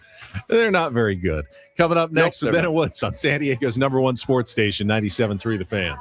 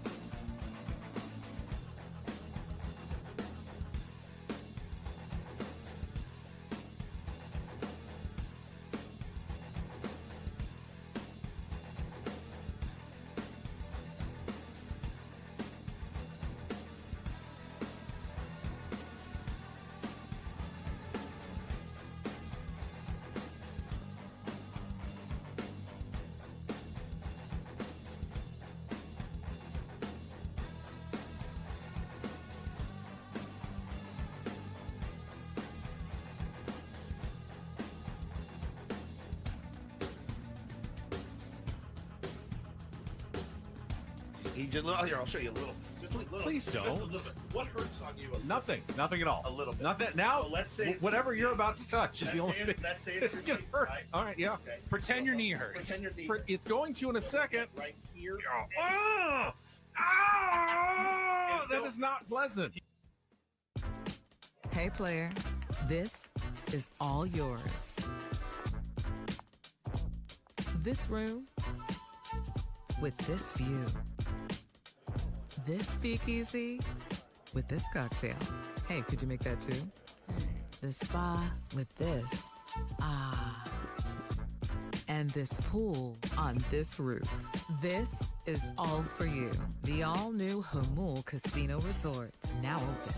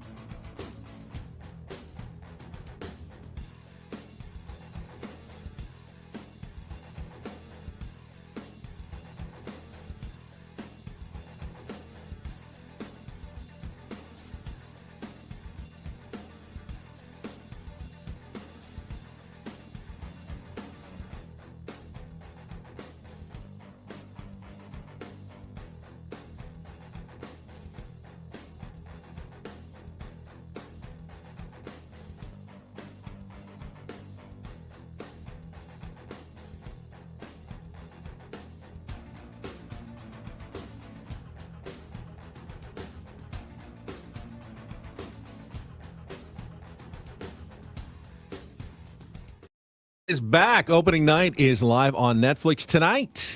Aaron Judge and the New York Yankees clash with Rafael Devers and the San Francisco Giants. MLB opening night, Yankees-Giants live on Netflix tonight, 8 p.m. Eastern, 5 p.m. Pacific. And since there is a game tonight, we have to get in all of our predictions today because if the Yankees win, that could change the course of their calculus season entirely. Yeah, if the Giants win, I mean, they may be off to a 100-win season if they take care of tonight's action. So we can't wait for another day to make all of our predictions. Game's in San Francisco? Game is in San Francisco. Okay, Tony Vitello's first game as a big league skipper. Not, Netflix, right? So you're now on the big stage, bud. I remember loving the first morning or the first morning after opening day when you get the standings for the first time. Yeah. And they're all clean. Everything's clean. Like, tomorrow you'll have one 1-0 team. Yep. A lot of 0-0 teams and one 0-1 team. That's right. And if you're a fan of the 0-1 team, it's bleak. It's It the looks worst like day of your life. every team is ahead of us in Major League Baseball. Yeah. All 29 teams Hot start, fellas. are now ahead of us. And if you're 1-0, you're like, we are the kings of the world. I told you guys. Told you everything was going to work out. It's the best. It's so stupid because there's 161 more of them. Totally it's just insane. stupid. But before we do our new predictions, we should go through our old predictions. They're not good. Last year, we predicted every divisional finish by every team. There was one division that not one of us got even one team in the correct spot. Very cool. Absolutely crushed it. That's hard to do, honestly. It is. Because there's Three only 5 people. teams in Right. each division. We got 3 people. In fact, the whole East, the AL and NL Easts. What is that? Train wreck? 30 spots? Yeah. We got 2 right. Oh, my God. Paulie and I both picked the Mets to finish second in the NL East, and that was correct with their 79-83 record, which is well below, I think, where either of us expected. Didn't I have the Braves? We all had the Braves winning the division. They finished 76 Then and you had 86. the Phillies, then the Mets. And then the Phillies actually finished first. None of us predicted the Phillies were going to win that division. We all had the Marlins last. They ended up finishing third, which was impressive. And then the Nationals, we all picked fourth. They finished fifth. Yep. And then in the AL East, We really messed it up because it was the Blue Jays who finished first. We all picked them fourth in the division. We sure did. The Yankees, who actually have the same record as the Blue Jays but lost the tiebreaker, finished second, but we all had them third. The Red Sox, who finished third, I had them second. You guys both had them winning the division. Yep. And then the Rays, who finished fourth, we all had them in last. And the Orioles, who finished last, you both had them in second. Yep. I had them in first. I had them winning the American League, and I had them winning the World Series. By far, my worst prediction. I picked a last place team to win the World Series last year. I mean, I picked a really bad team to win the World Series in the Braves, and Paulie picked a bad team in the Red Sox to win the World Series. Holy cow. We did a little bit better in our Central predictions, not a ton, but in the AL Central, it ended up being the Cleveland Guardians who won. We were all wrong on that. Yep. I had them in fourth. You had them in fourth. Paulie Woods had them in third. Now, they were kind of in the middle of the pack most of the year and then went on that late run to pass the Detroit Tigers, who I had winning the division. Woods had winning the division. Paulie had him in second, which actually ended up being right thanks to the late charge by the Guardians and the late collapse. Knew that was coming. By the Tigers. And then the Royals finished third. I had them in third. You guys had them in second. Paulie had the Royals winning the division. The Twins finished fourth. Woods got that one right. We both had them higher. And we all got the Chicago White Sox. Yes. Yeah. Finishing last at 60 and 102. So pat on the back. We all knew the White Sox were going to be bad last year. In the NL Central, I had the Cubs winning. Paul had the Cubs winning. Woods, you had them finishing second, which ended up being correct because the Milwaukee Brewers had such a great season, but you didn't have the Brewers winning. No, I did not. You had the Reds winning the division. I was really sold on Tito. And Paul, you had them in second. I had them in fourth. I will give you guys more credit. They did make the playoffs They did. as a wild card last year, even though they didn't finish first or second. They finished third. So we were all wrong there. None of us saw the Brewers winning the division. We had them in second. I had them in second. You guys had them in third. You had the Cardinals right in fourth, Paulie, and the Pirates correct in last. We both flipped that, I believe, and got those wrong. So not many correct predictions in the NL Central. And then out west, I completely whiffed on the division. I had the Rangers winning, followed by the Mariners, the Astros. What really happened was the Mariners won the division. And Woods, you were correct. You actually had a decent division. All you got wrong in that division was flipping the Astros and the Rangers. That's right. You had the Astros third. It was actually the Rangers who finished third, and you had the Texas Rangers second. So you got almost all of them right. Paulie only got the Astros right, finishing second in that division. So that was the AL West. In the NL West, we can all pat ourselves on the back. The only two predictions we got right, 1 and 5, were the two worst teams in baseball. The Rockies finishing last, 43 and 119. We saw that coming. And the Dodgers finishing first, we all predicted that as well. Although at 93 and 69, they fell, I think, well short of what we thought they would end up in the regular season. Yeah, about 20 games. The only one of us who correctly predicted the Padres finishing second place was Paul Reindl. Congratulations. Woods and I both had them in third place behind the Arizona Diamondbacks. Diamondbacks actually finished in fourth. It was the Giants who finished third.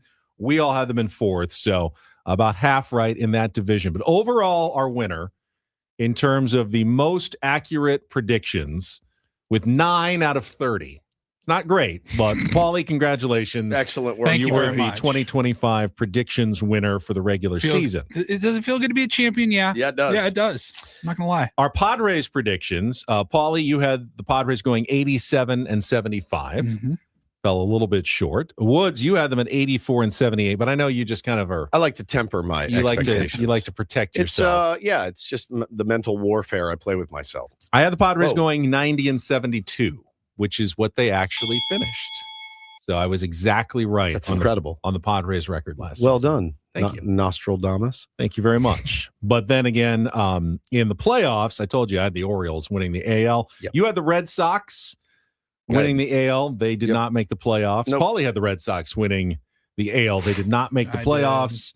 And then Woods, you had the Braves winning the NL and the World Series. Sure did. That was almost as bad as my Orioles pick as they finished below 500. Yep. Paulie and I did both have the Dodgers winning the National League correctly, but neither of us were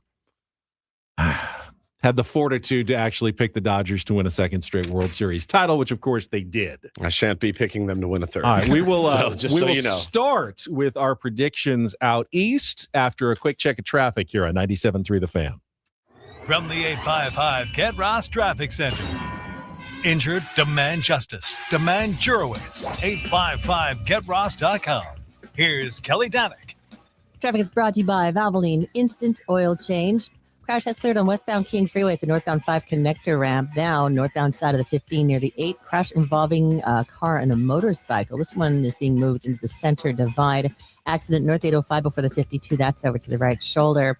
Now in the Hillcrest area, southbound 163, right around University. We are getting reports of a brush or encampment fire over to the right shoulder.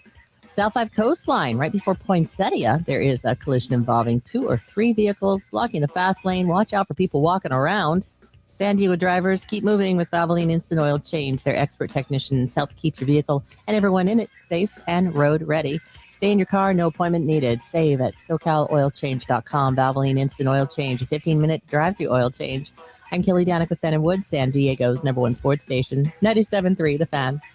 All right, thank you for the correction. The Red Sox did make the playoffs. They just lost in the wild card round to the Yankees last year, but they did get in. All right, let's start. This is going to take us into the next hour, obviously, but let's start with our 2026 MLB divisional predictions. And why don't we begin out east? And we'll start in the American League, guys, which I think the AL East is one of the toughest, most obviously, it usually is one of the toughest, most competitive divisions. But with the Orioles, going heavily in on free agency. Pete Alonso added a bunch of pitching. Taylor Ward. You've got the defending AL champion Toronto Blue Jays, who were, so close to their World Series title. They added a bunch. 1 inch away from a World Series title. And then you've got the Yankees and Red Sox both returning really good teams. This one is one of the toughest ones to predict. It's brutal. I've switched it 3 times already. It's just bananas. You want to start? All right, I will get started. And when you make predictions like this, I think you have to at least come up with some sort of theory. And for me, I think it's sometimes difficult for teams that make deep runs in the playoffs and come up short after all that extra baseball to muster up that same intensity for another 162-game regular season. So I think the Toronto Blue Jays, as impressed as I am, I think they take a bit of a step back. So I'm going to pick the New York Yankees to win the AL East this year. They did tie with the Red Sox or with the Blue Jays last year. Mm-hmm. I will take the Red Sox in second. I will take the Orioles up to third. Man, you and Blue the Jays Orioles, falling to fourth, and then the Tampa Bay Rays in fifth. Yeah, I think my theory is that it took a lot out of them in that World Series run, and I think they overpaid for Dylan Cease. I mean, I know everyone's so excited about Dylan Cease. He did not lift the Padres really to much in his 2 years, and I don't know why everyone thinks that he's going to be the difference maker for the Toronto Blue Jays this year. I just don't see it. So I don't think they'll be bad. I think they'll have a winning record. They'll compete for a wild card spot, but ultimately I think they take a step back, and I'm going to drop them down to fourth. And I know that's a pretty bold prediction. Bold prediction. I actually go the other way, where you get that close and you can see it, and you know that you're capable of it. I think they'll be tired, but I think everybody's tired then. So I think I got Toronto winning that division. I got the Yankees behind them, and I don't know why I had Boston there because of the pitching that they added, and I just flip-flopped it at the last second. I put the Yankees in second and the Red Sox in third. Got Baltimore fourth. I think they're going to be much improved, but again, in that division, it's going to be brutal. And I got Tampa Bay finishing fifth. I have the exact same as me, as Wood. Toronto, New York, Boston, Baltimore. I will be on the island a little bit with my my Toronto Blue Jays knocked down a little bit. All right, in the NL East. Last year, of course, it was the Phillies. This is another tough one. I think the Mets are the wild card here because they made so many changes, and I could see that working out and paying off for them, or I can see it, being a bit of a struggle to, gel with so many new pieces on their roster. I think, though, the Phillies are going to be very motivated. One last time. A lot of people are doubting the Phillies. Yeah, lots. Even their own GM doubting Bryce Harper. I think, and they lost Ranger Suarez, but ultimately, I think there's one last good run in the Phillies, and I think they are going to win the NL East again. And then I think the Mets are going to finish second.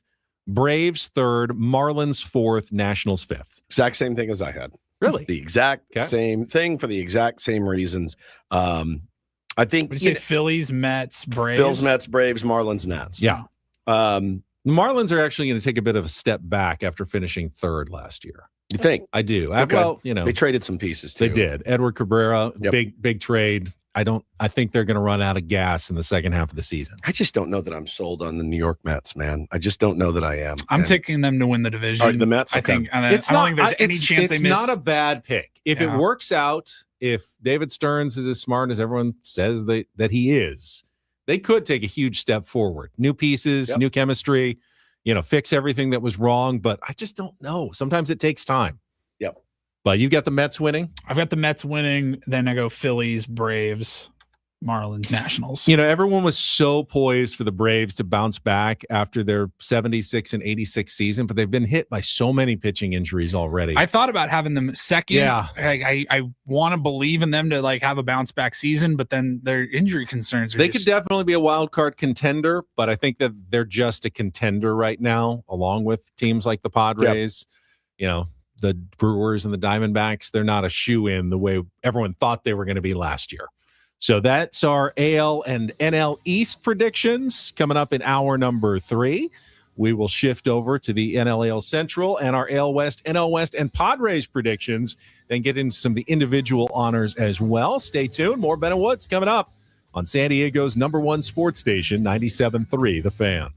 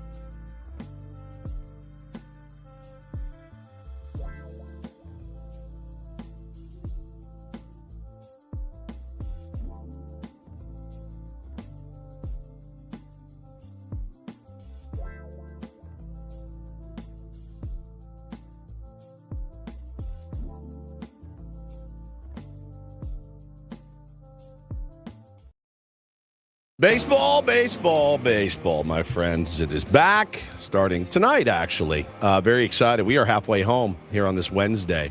And tomorrow, opening day, broadcasting live from Baja Rick's. Going to be incredible. We'll be kicking off right at 6 a.m. Let's get after it. I'm Woodsy. That's Paul Reindl, executive producer of the program. Ben Higgins, your friendly neighborhood sports anchor, joins us as well. Looking forward to it. And as I said, I should have a little bit of time after the show tomorrow. So I am going to make my way over, and I never do this, but to some tailgate action, make an appearance. Corey Stewart's infamous opening day tailgate. What am I in store for? Oh, debauchery. Screwball, sangria. Our buddy Ben is bringing a bottle of Whistle Pig bourbon. Bourbon. Yeah. I mean, it's wild. Like the sangria, you're like, God, this is so good and refreshing. Man, this is so good and refreshing. And then you're like, hey, so good and refreshing. Does anybody want to, do something untoward right now? Now, I still have to be somewhat moderate as I am continuing on to work after that. But Right. I've got a little bit of time. You got some time. Now listen, don't get it in your head. You're going to go over and they're going to be grilling up bratwursts and steaks and chicken. Like It's a liquid tailgate. It is. And there's like he texted me last night. He's Have like, you tried the lasagna? It's my favorite. Tailgate lasagna. Tailgate lasagna. Did you catch a game last night? No, we're about to catch a game right now. Start. The season hasn't even started yet. Yeah.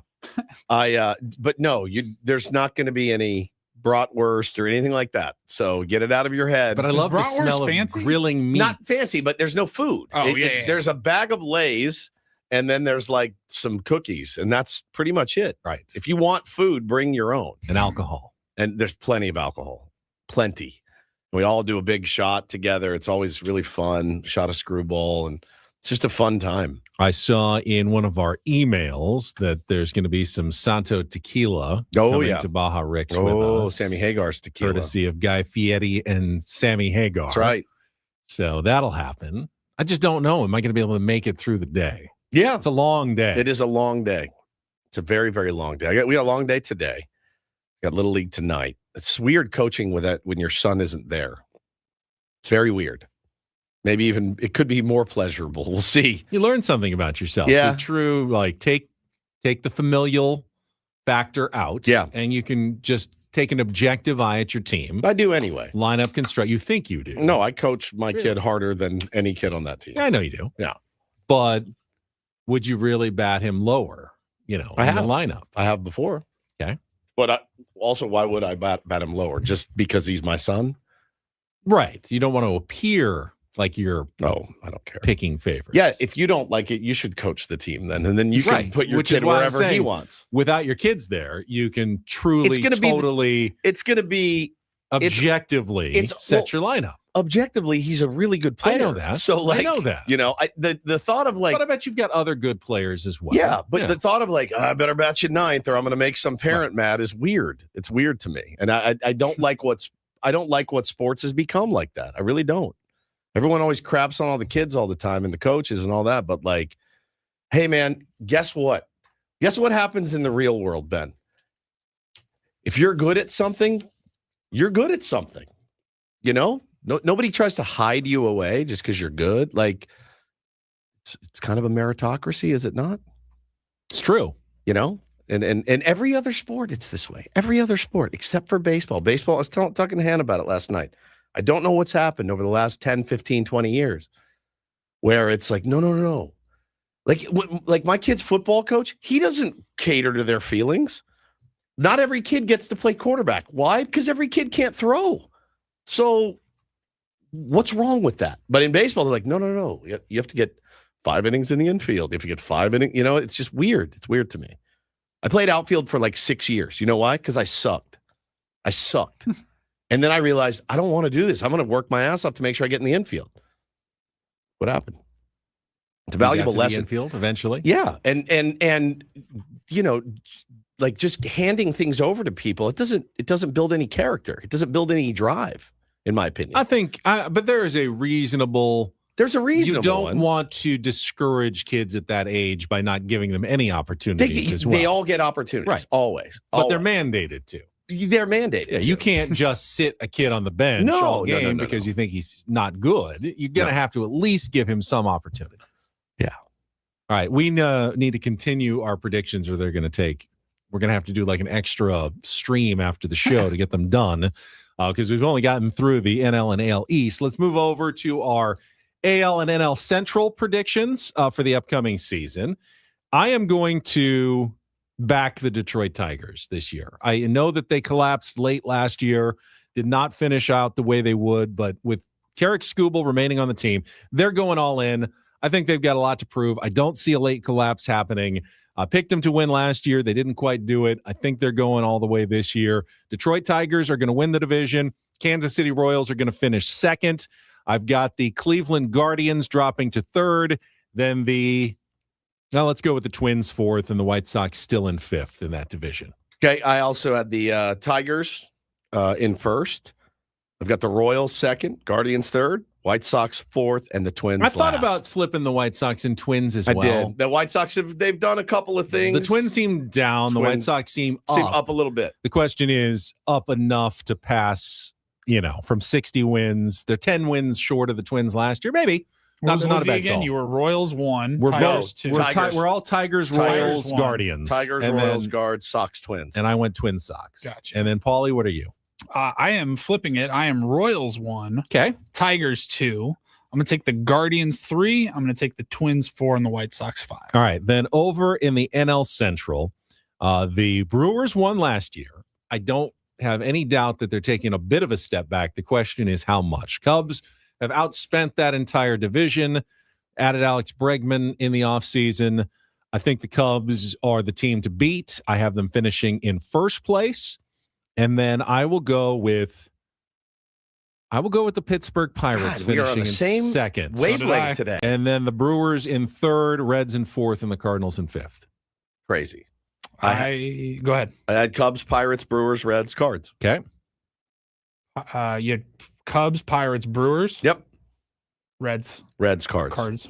Okay. I am Cubs, Pirates, Reds, Brewers, Cards. You're thinking the Brewers drop even further from first to fourth. All right.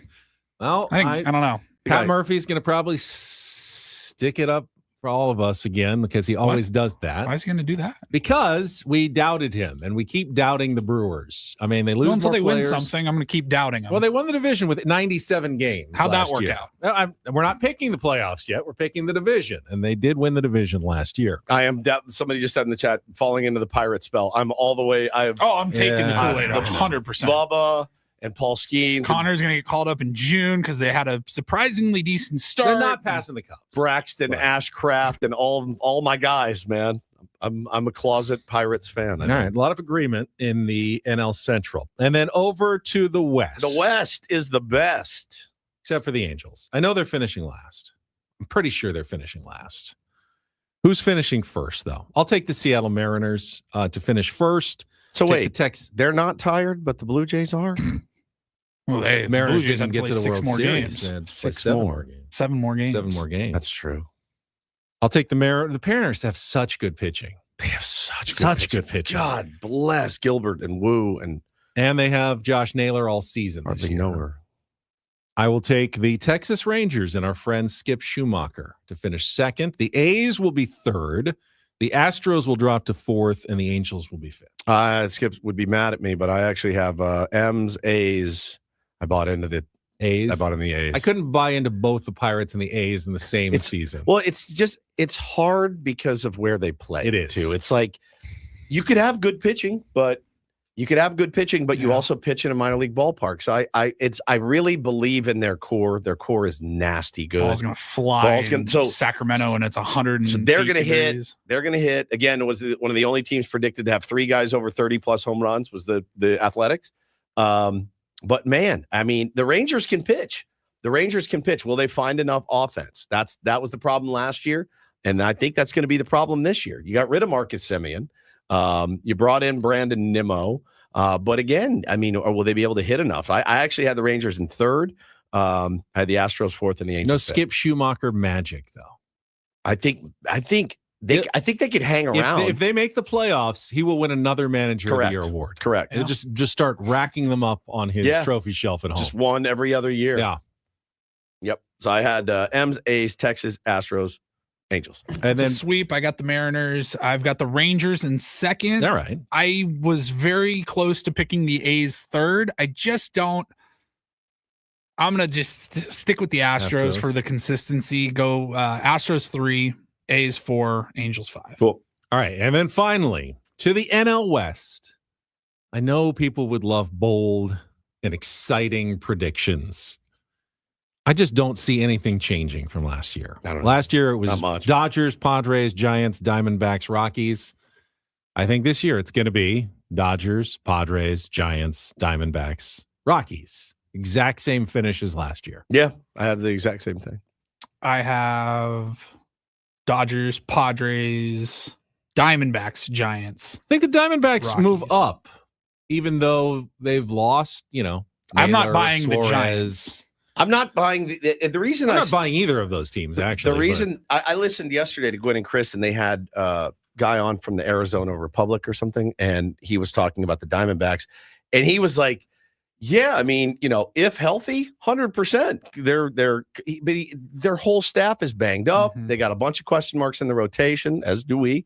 But they still have Ketel Marte. They got Perdomo and Corbin Carroll, but he's got got the hamate that could affect him, for at least a few months of the season. Yeah, I'm buying against Tony Vitello, I think, more than I'm buying into the Diamondbacks. I don't want to not like that guy, but it's just weird. I weird. really want to not like this guy. He's fair. A lunatic. He is I know that if the Padres made this decision, he'd be fired for some major issue and by June. So he'll probably win the World Series in San Francisco. Yeah, but I just don't see it. I don't understand what's going on. For me, there. it's the Giants bullpen, and I mean, they're just it's awful. And by the way, so is the Diamondbacks bullpen. It's not good either. Not one left-hander in it, by the way. So I have. Did you do yours already? Yeah. Same. Yeah. We all the same. I will be annoyed at some point when Luis Arraez is on a hot streak and there's glowing pieces about what a difference maker Luis Arraez is in San Francisco. Kylie says, and the guy yesterday on Gwen and Chris said the same thing.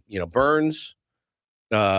AJ Puck will be back, but these guys are coming back in a while. You could get off to a terrible start. We always see the Diamondbacks hit a stride and go on some ridiculous hot streak seemingly every year.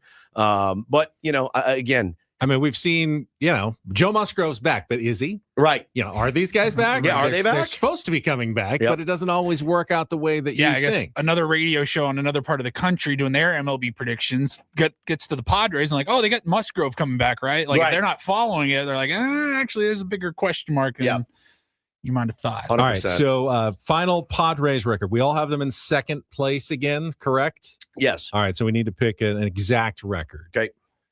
I think because of the uncertainty with Joe Musgrove and the starting pitching, I'm going to drop it down a little bit from the 90 wins the last couple of years. I'm going to go with 87 and 75 for the Padres. Okay. Second place finish.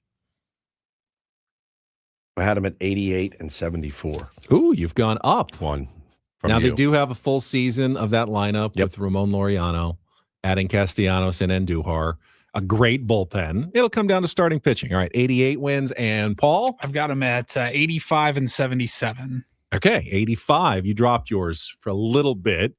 My official prediction is 81 and 81. You know that. But for the purposes of this game, it's 88 and 74. And all of us feel like that is enough to sneak into a wild card. 85 might be dicey. Yeah, 85 is dicey. I think 87 definitely gets him in as one of the wild cards, but maybe not hosting again. Might have to go on the road to somewhere tough like New York in a wild card series, but they've won wild card series in New York before. How about this breaking news that just came across my feed from one Kevin AC? Padres agree to extension with radio voice Jesse Agler. Wow. Which I did not Mud know. Gets his extension, and now Jesse gets his extension. Oh, my God. He didn't break that news on our show. Did AC have that news? Yep. I'm a little disappointed. Looks that way. Jesse Agler. It's amazing. Good for it probably wasn't his call. All right, fair enough.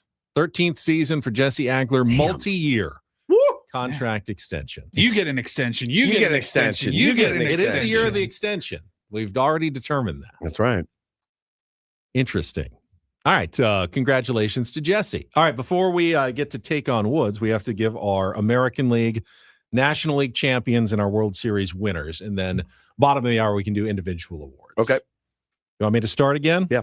All right. In the National League, until proven otherwise, I'm going to pick the Dodgers again. To go to the World Series. To go to the World Series. Okay. In the American League, mentioned it earlier, but I think this is an all-in year. They kept Tarek Skubal. I think the Detroit Tigers win the American League this year. Like that. And then in the World Series, hey, the Dodgers were vulnerable in the World Series last year. Why not? This year, it's all about the Tigers. The Padres will be opening the season against your eventual 2026 World Series champions. This sucks because I don't want to do the exact same thing as he did. Really? You were going to do the same thing? I was. I'm gonna have to switch it up now.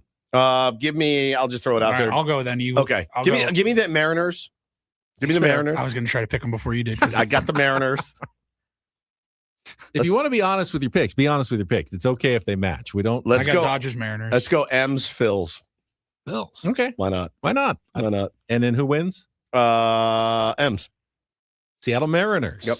Bounce back and are your World Series champions for 2027. None of us picked the Dodgers again. Blew up on our faces last year. I can't. I just can't. I mean, I watched the game last night when they played the Angels. I watched Shohei go out and dominate and strike out like 11 guys. I was like, oh, man, this is going to be – are they going to get bored? That's my biggest thing. Are they going to get bored and lazy and tired? Yes, but then in the playoffs, they probably will be interested again. Yeah. Yeah. So the regular season, it is what it is. But yeah, Padre Bod got it exactly right. So Skubal beats the Dodgers. Then they go and sign him in the offseason. 100%. Absolutely. That's right. 100% correct. That's exactly right. Give him 500 million. No. Yeah. Give him 10 years, 600 million. And you can already hear the storylines on Fox in the World Series. Yeah, well, Tarek Skubal wins his third Cy Young Award, a World Series title, but the rumor mill is churning that the Dodgers are preparing a record offer for him. $598 deferred. So, yeah, man. He's going to be, he will be the first $50 million AAV pitcher. All right, we'll take a timeout. We need a contestant for Take on Woods if you want to try to qualify for We didn't do our MVPs. We'll do those at the bottom of the hour. Individual awards. Yeah. Take on Woods is next, though. Call in now, 833-288-0973. Enter our grand prize drawing for the trip to the Fontainebleau, Las Vegas. That is coming up next with Ben and Woods on San Diego's #1 sports station, 97.3 The Fan. Well, listen, man, if you're feeling under the weather, whatever it may be, it's very important to stay hydrated. I'm a big fan of being hydrated all the time. I honestly, I could say I don't know too many people that drink more water than me, honestly. It's you got them jugs. I do. Paulie have them jugs filled to the brim with Eco Water SoCal every single day. I think I drink that much water because I like the way it tastes. We have it here at work. We've got the system at home as well. Highly recommend you get it in your home. Eco Water SoCal brings the soft life right to your kitchen sink. Mineral-rich, alkaline water balances your pH, fuels your body with filtered luxury. No plastics, no poison. Satisfaction every single time.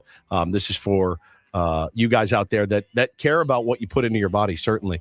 Eco Water is the best. Eco Water SoCal will take good care of you by calling 760-350-3338. Again, 760-350-3338, or by going to ecowatersocal.com. Let them know, hey, man, heard Woodsy talking about this, want to get the system in my house. They'll take good care of you, I promise. Not everything in life should be hard, especially your water. Eco Water's been keeping it soft since 1925. Eco Water SoCal.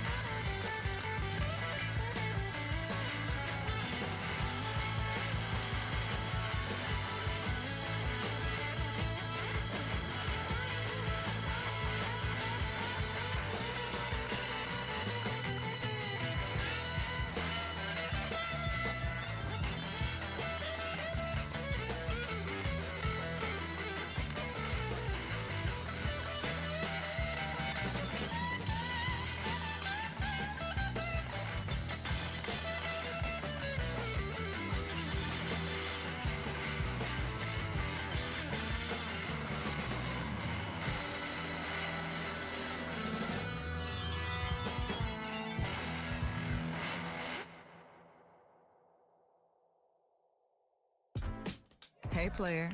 This is all yours. This room with this view.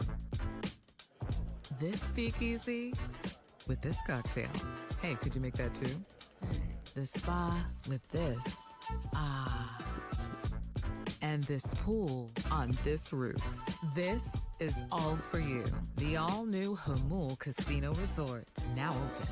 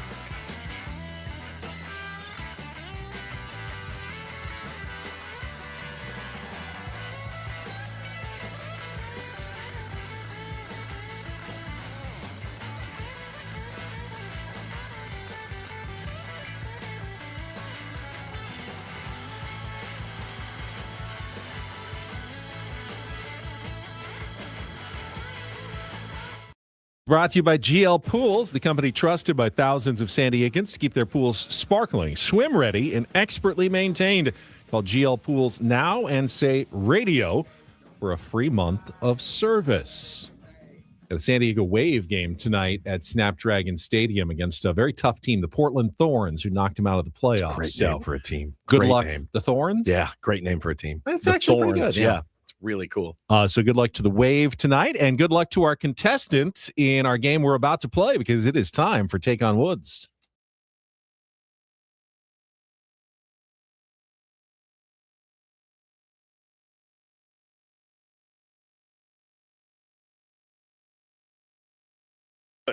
Take on Woods brought to you by Bay Alarm. Security and fire alarms for every business. We got you. And I see a familiar name sneaking in today. It is Guy. Good morning, Guy. Hey, guys. Time for a rematch. All right. You're trying to qualify for the grand prize trip to the Fontainebleau, Las Vegas. 2 nights, $150 resort credit. Watch all the March action at the Fontainebleau. High-energy watch parties, expansive screens, great food and drinks, exclusive room rates, all at FontainebleauLasVegas.com.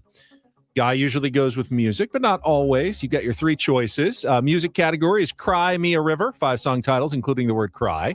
TV is Back to High School, 5 television series set at high schools.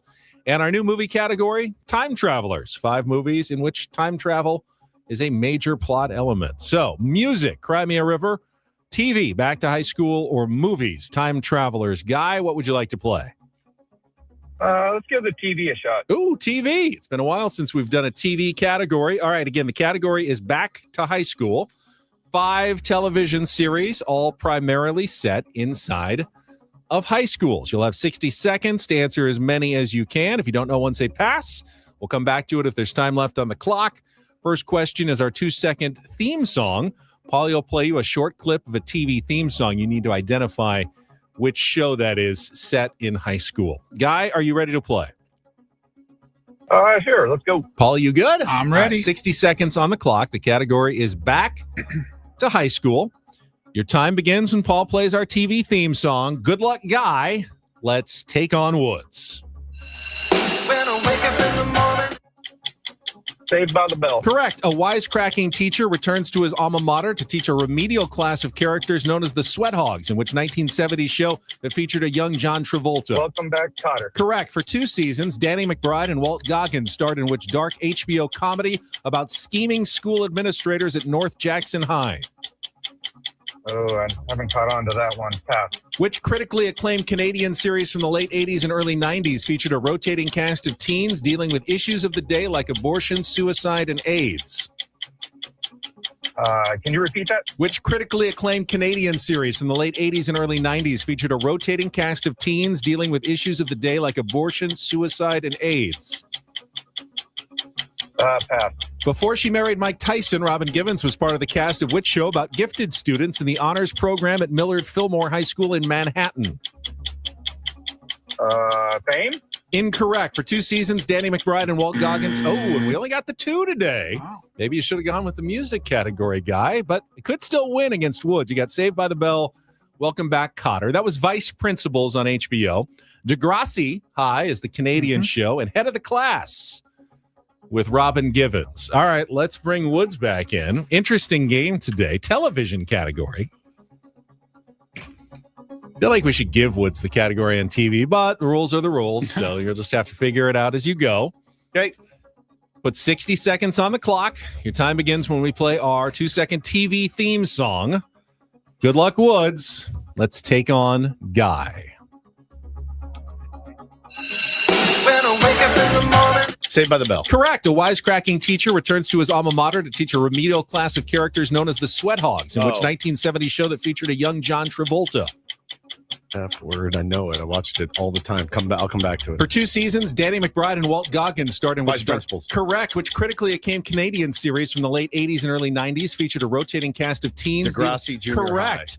Before she married Mike Tyson, Robin Givens was part of the cast of which show about gifted students in the honors program at Millard Fillmore High School in Manhattan? God, I watched it. Welcome Back, Cotter was the other one. Correct. So all you need is before she married Mike Tyson, Robin Givens was part of the cast of which show about gifted students in the honors program at Millard Fillmore High School in Manhattan? I'm out. Starring Howard Hesseman as the teacher. Yeah.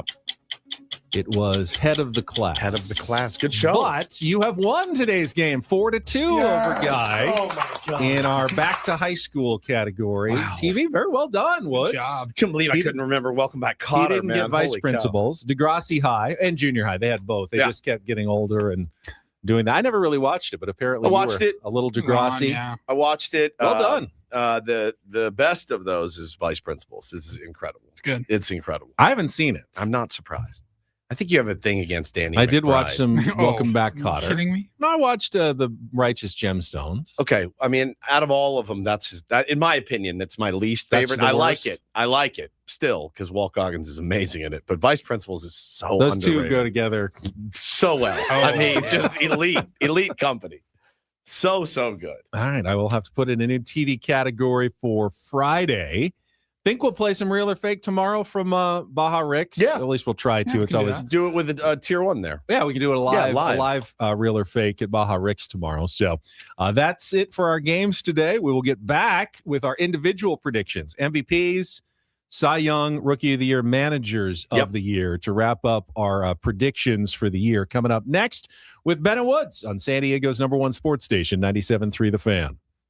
Gambling problem? Call 1-800-GAMBLER. GEGE 000-466. For a full list of games and rules, played at 7 Mile Casino. Visit 7milecasino.com. Sounds like we're talking about 7 Mile Casino again. It's our place to play cards. Right there off the 5 freeway in Chula Vista. All you have to do is head south. You get off at E, and then you are already on Bay Boulevard, which runs right along the 5. Within about a quarter of a mile, you're pulling right into the parking lot. And then you're just steps away from the entrance, which is then steps away from a California-style blackjack table right in front. You're going to be amazed when you walk in the door. Yeah, buddy. They also got Texas Hold'em, Pai Gow, Baccarat as well, and the food is outstanding. The people are friendly. It's just a good, cool environment. Great place to pregame. Great place to postgame as well. Go and play a little California-style blackjack after a What game. if it's like a really late game that goes like 15 innings? They're wide open. Oh, it's still open. Yeah, and you can get still delicious food. They got a 24/7 players menu. All the time. I know. I love that about All the 7 Mile time. Casino, and you don't have to drive 45 minutes, an hour, and back. You can spend that time playing Texas Hold'em, playing Baccarat, playing California-style blackjack, playing Pai Gow, all at 7 Mile Casino, just 7 minutes from downtown.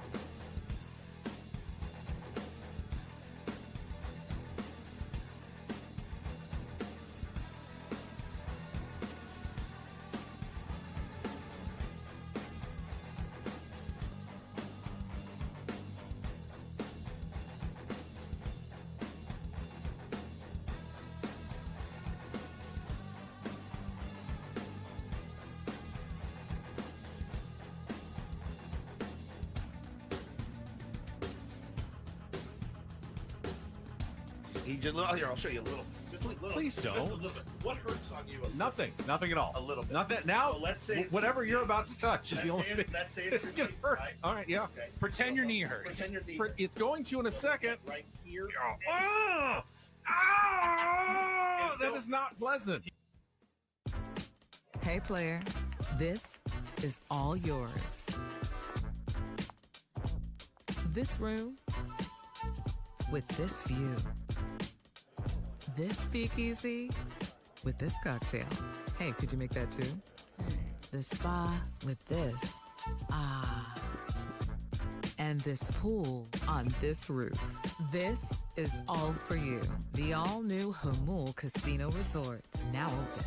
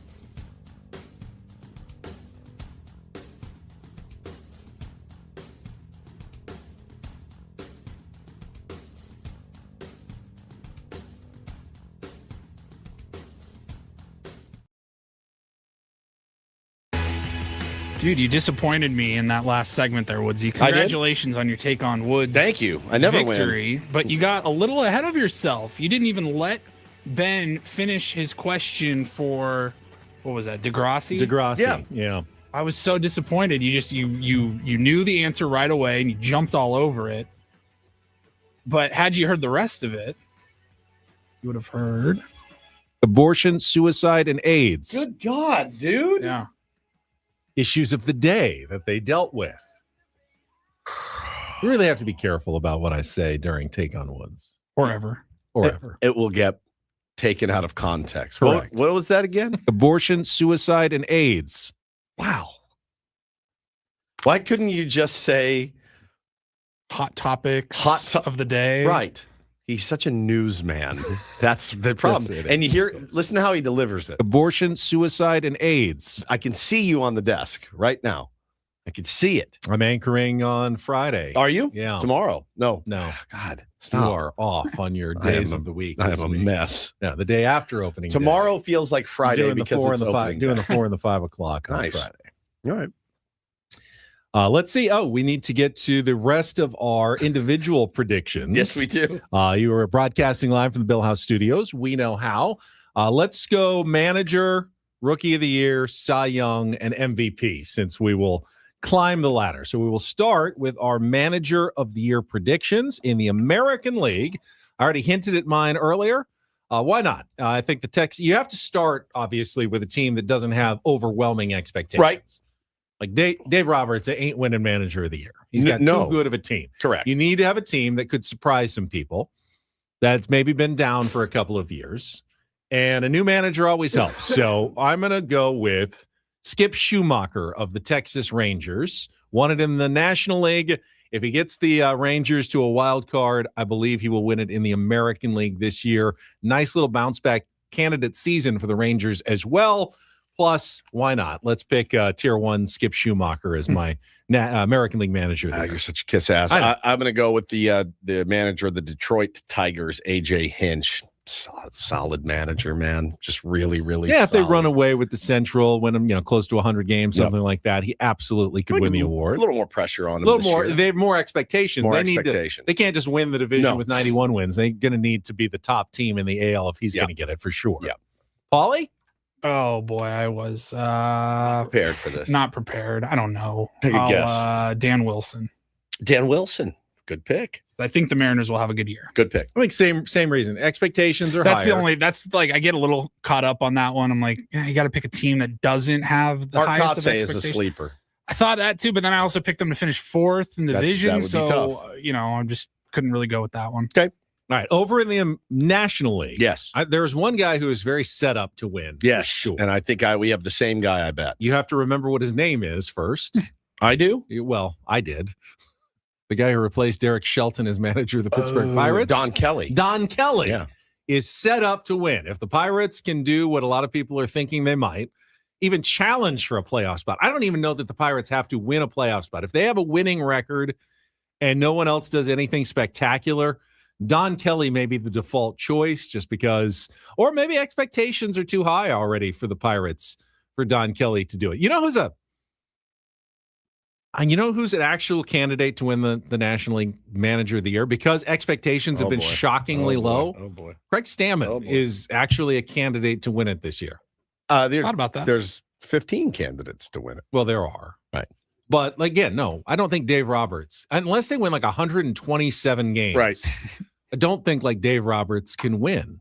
No, dude. Put you in there. They'd be fine. They win 100 games. You know what I mean? That's why I don't think there really are 15 candidates. You can kind of narrow the field down to a few logical candidates, and Craig Stammen is one of them. I also went with Craig, but I went with Craig Counsell, and I know the expectations are high and all that, but he's one of them for sure. He's a guy I think that is poised to get my official pick is going to be Don Kelly. Okay. And Paulie? Ben. Okay. Don Kelly. Yeah, Kelly. I was just waiting for him to say the guy's name because I didn't know the manager of the Pirates, but I do think they'll have a surprisingly decent year.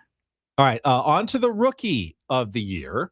And these are always tough because you want to pick someone who just made the opening day roster.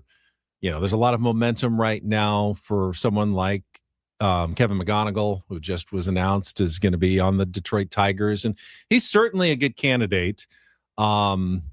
But for America, I'll let you go first since you're the prospect guy now with all your baseball cards. Kevin McGonigal will be your Rookie of the Year in the go. AL, my friends. Detroit Tigers shortstop, second baseman. I think he's going to work in. He's a good player. I also have McGonigal. We're both long on McGonigal, so that's why you're going with the McGonigals. I'm trying to manipulate the markets. All right, here. I will be. This is tough. All right, I know he's starting the year injured, but I'm going to go with Trey Savage. Ooh, that's a good come pick. back again. He's fine. He's got with like the 2 weeks, I playoff think. experience. I think he's going to be back pretty soon. I'm not going to get caught up in the opening day stuff. Yeah, and I'm going to go with Blue Jays pitcher Trey Savage. He's a good pick. All right, National League, and I'm going to similarly, because of the experience late last season and in the WBC, I'm going to go with what I said earlier, Nolan McLean. I'm going to go with Connor Griffin of the Pittsburgh Pirates. Not on the team yet. Not on the team but yet. That's fair. He could easily win the Rookie of the Year if he comes up in May. What's interesting is if he wins, but since he wasn't on the opening day roster, the Pirates won't get the extra draft pick that you get. Because they encourage you, if you put him on the opening day roster, so no roster manipulation, he wins Rookie of the Year. Yeah, they won't get the bonus out of that because they didn't. Maybe he wasn't ready. Didn't put him on the opening day roster. Nick says, "Oh no, the cards are starting to affect the analysis on the show." No, Nick, you've got it backwards. The analysis on the show, I'm trying to affect the cards. Okay, that's what you could I'm have picked trying JJ to do. Weatherholt. Yeah, JJ's a with good the Cardinals pick. as well. I was between JJ Weatherholt and Nolan McLean. Okay. I went JJ. with Nolan McLean because I just think he's going to be the winner. And I want to get the right pick. That's true. But JJ playing an everyday position was swaying me that direction. But I'm going to go with Nolan McLean as well. He's a beast.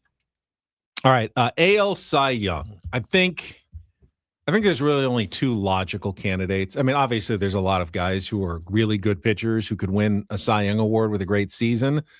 But the two logical candidates to me are Tarek Skubal for a third straight year or Garrett Crochet of the Boston Red Sox. Who'd you go with?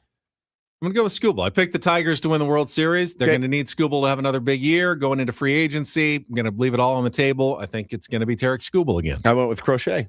Okay, fair enough. Because he's freaking nasty. I picked Skubal, but I didn't know if he falls in the American League or after he gets traded to the Dodgers, does he become the National League Cy Young winner? Because I got them going far, right? The Tigers. So I got to think they're going to hold. That is an interesting question, Paulie, because if for some reason the Tigers did struggle and traded Skubal, which league would he win? Could he win them both? If he has a really good first half and then a really great second half with another team, could he win both Cy Young Awards? Or would he win neither because he didn't have enough stats in either league to do it? I have no idea what the rule is. Really changed the game there. I went with Crochet. Ben picks Skubal. Yep, I got Crochet. Tarek Skubal could be listening to the show right now. Honestly, he's here. Based on my predictions, the Padres will be facing the Cy Young Award winner and World Series champions. Correct. Tomorrow on opening day. Correct. Let's not read too much into the first result of the season. Correct. Then. Correct. If the Padres have trouble scoring against the Detroit and the Tigers rookie of the year. tomorrow. Are you kidding? And the rookie of the year. So, I mean, and the manager of the year. I mean, we're dead. We're dead. The best team The ever best team assembled. that's ever assembled, apparently. The Detroit Put together Tigers. this schedule This is crazy. that sent the Tigers to Petco Park to open the season. Idiots. All right, finally, MVP time. Wait, did we do National League Cy Young? We didn't do National League Cy Young. Okay, the National League Cy Young Award. I went with a different pick because I wanted it to be a little different. I took Christopher Sanchez. over Paul Skeens. Over Paul Skeens. I mean, everyone's picking Paul Skeens to win it again. Yep. That would Hard be not to. I just think Christopher Sanchez, I just the love the Paul slight Skeens. exhale of getting another contract extension might be. I mean, Yoshinobu Yamamoto. So good. It's like almost underrated. Like, it's stupid. I know that they're only going to pitch him probably once a week, but if Shohei Ohtani has a great pitching season, You can do it. at some point they're going to want to give him Yes, a Cy a Young. Cy Young to go with his MVP as well. But I'm going to go with Paul Skeens. He's so good. I went with Christopher Sanchez. Paulie? I took Skeens as well. Okay. All right. Now on to the NRAL MVP award. There's been a big push. I mean, Bobby Witt Jr. is such a good player. That's my guy. Such a good all-around my player. pick. But Mine too. I saw, and I know there was the captaincy of the WBC didn't go well. Aaron Judge had a historic season last year. Yeah. And when I saw him throw out Fernando Tatis Jr. at third base, going first to third, he looked healthy. I think it's going to be Aaron Judge, honestly. Again, I okay. think, again, Chalky. Aaron Judge is going to be your AL MVP again. I do worry about fatigue with MVPs at times, which is why I went against the grain on both of my exactly what I did. MVP picks. But I've got what did I say? Bobby Witt Jr. I was between Bobby Witt Jr. and Cal Raleigh. I don't know that he's going to he had an absolute the definition of a career year, and he unbelievable. still fell short. Yeah, still MVP. fell short.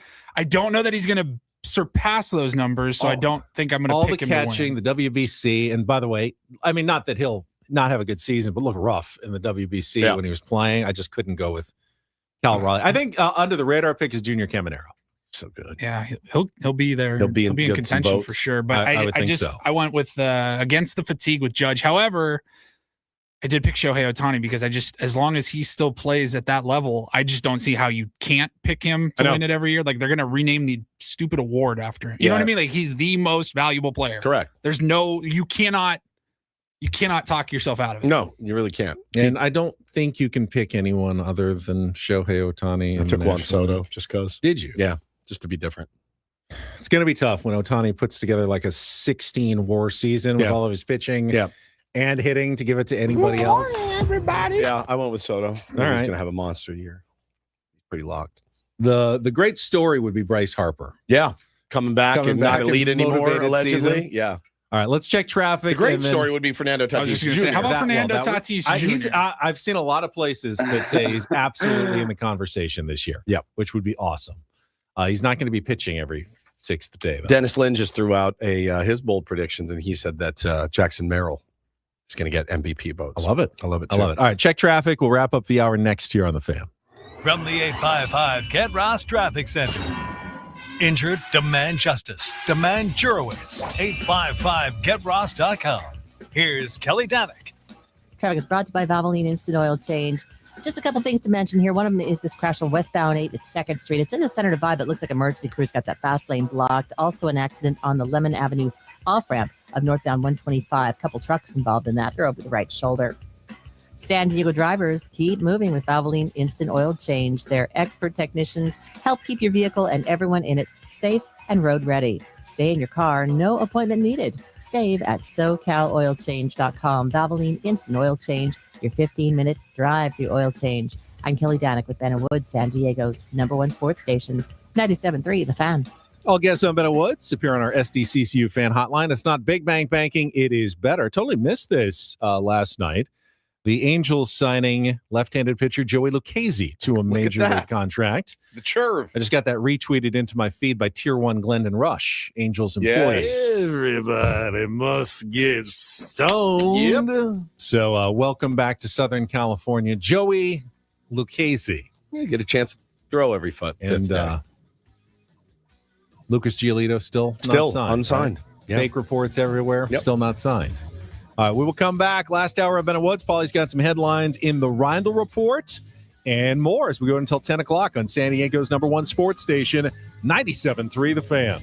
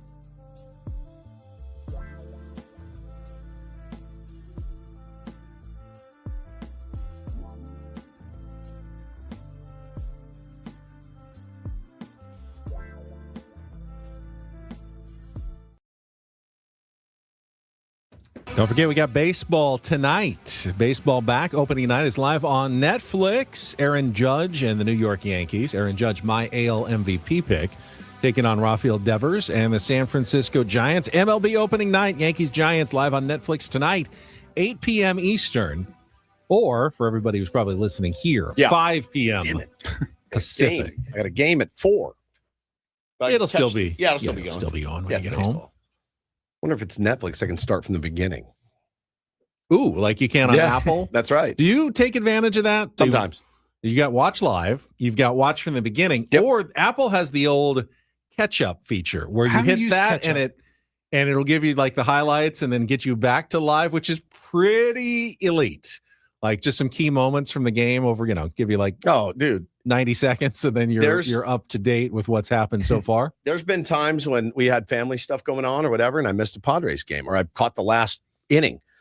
Get up in the morning, come in here early, just hit that game recap, sit back, condensed version. You're like, this is fantastic. I don't like to do it a lot. I love to watch the whole games, but sometimes it's unavoidable missing a game. But I do the start.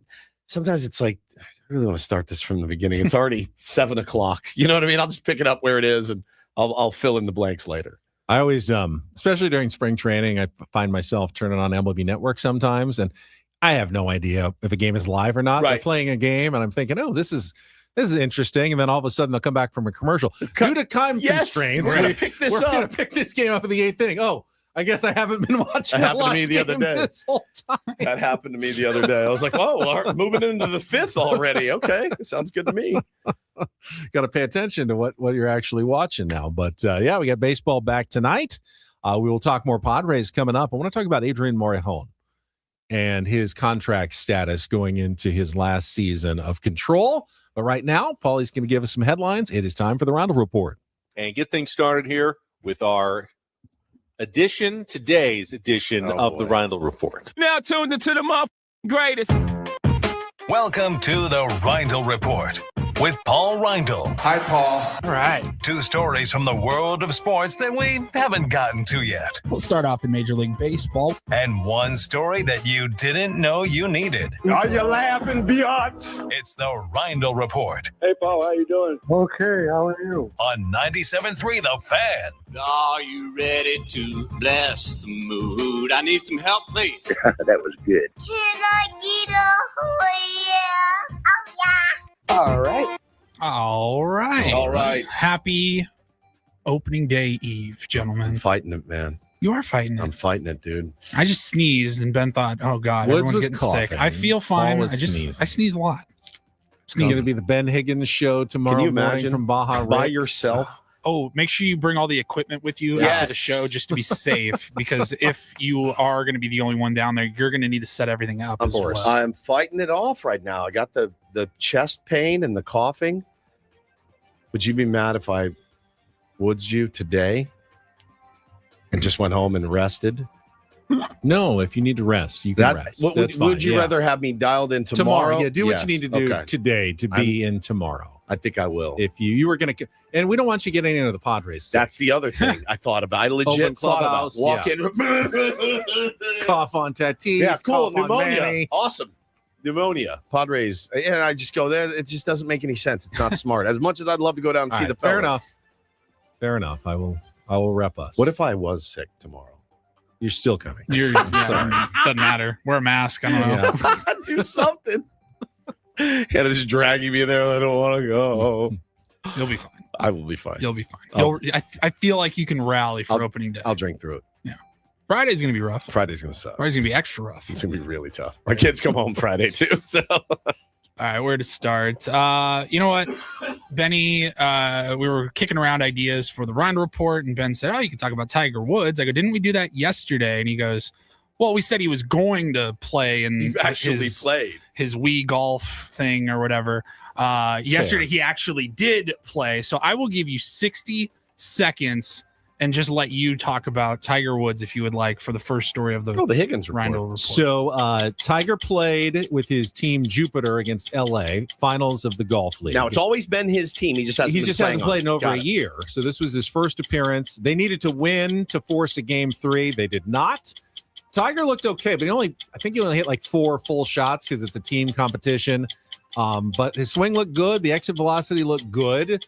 And then afterwards he was asked, does this mean you're going to play in the Masters? And he goes, I don't know. I'd like to, but still have to see how my body recovers. I may wake up tomorrow and the back is tight again. Can't do that if you have to play 4 rounds in 4 days at Augusta National. So he's keeping his options open. Looked somewhat Tiger-like, though, I must say. But it was LA Golf Club that won the second annual Golf League title last night. It is silly. It's not real. It's totally silly. But they finished it again. So congratulations to the winners. Well done. Good job. You got it. They got inside of a minute. Well done. Good bit. The Daily Golf Minute with Ben Higgins. Another segment for you to do. That's usually enough, honestly. Could you wing it every day, or would you have to do some I could wing it pretty well. I think you can. All right, we'll move on. Some big news in basketball that we have not discussed. The WNBA, they have been in a lockout and unable to strike a deal. They recently have reached an agreement between the Players Association and the owners, and they got a new CBA coming. So the WNBA will begin next month. No, sorry, in May. It's not quite April yet. But I believe May 8th is going to be opening night in the WNBA. And they got a lot of big wins, the ladies did. Some of the highlights, the first one have to start with salary. These women the minimum salary was $66,000 in the WNBA. That's really low for a professional athlete. And now the minimum is up over $300,000. Nice. The average salary is going to be right in around the range of $600,000. Incredible raise for the girls. The Supermax contracts are available. They will be starting at $1.4 million. Okay. That's available now. Revenue sharing went up, and a new salary cap is going to start at $7 million. That's a $1.5 million increase. Other things like these girls, they didn't even have like chartered flights to their games, and that was written in to the CBA as well. So I think all around a lot of wins for the WNBA. Love to see those dubs. And I think the enthusiasm is legitimate. It's not just Caitlin Clark. It's just a better brand of basketball than it used to be. It's grown tremendously. I'm not saying they tried to force it, in the early years of the WNBA, but it takes time. It does. You need a league for a few years to inspire younger girls to then take up the sport to become really good at it. And now we've reached that critical mass in basketball, in women's soccer. It's entertaining. I watch all of them occasionally. And you don't feel like you're watching. It's a different product than the men's, but it feels like a good product now. And it didn't always feel that way. It better. I like it better.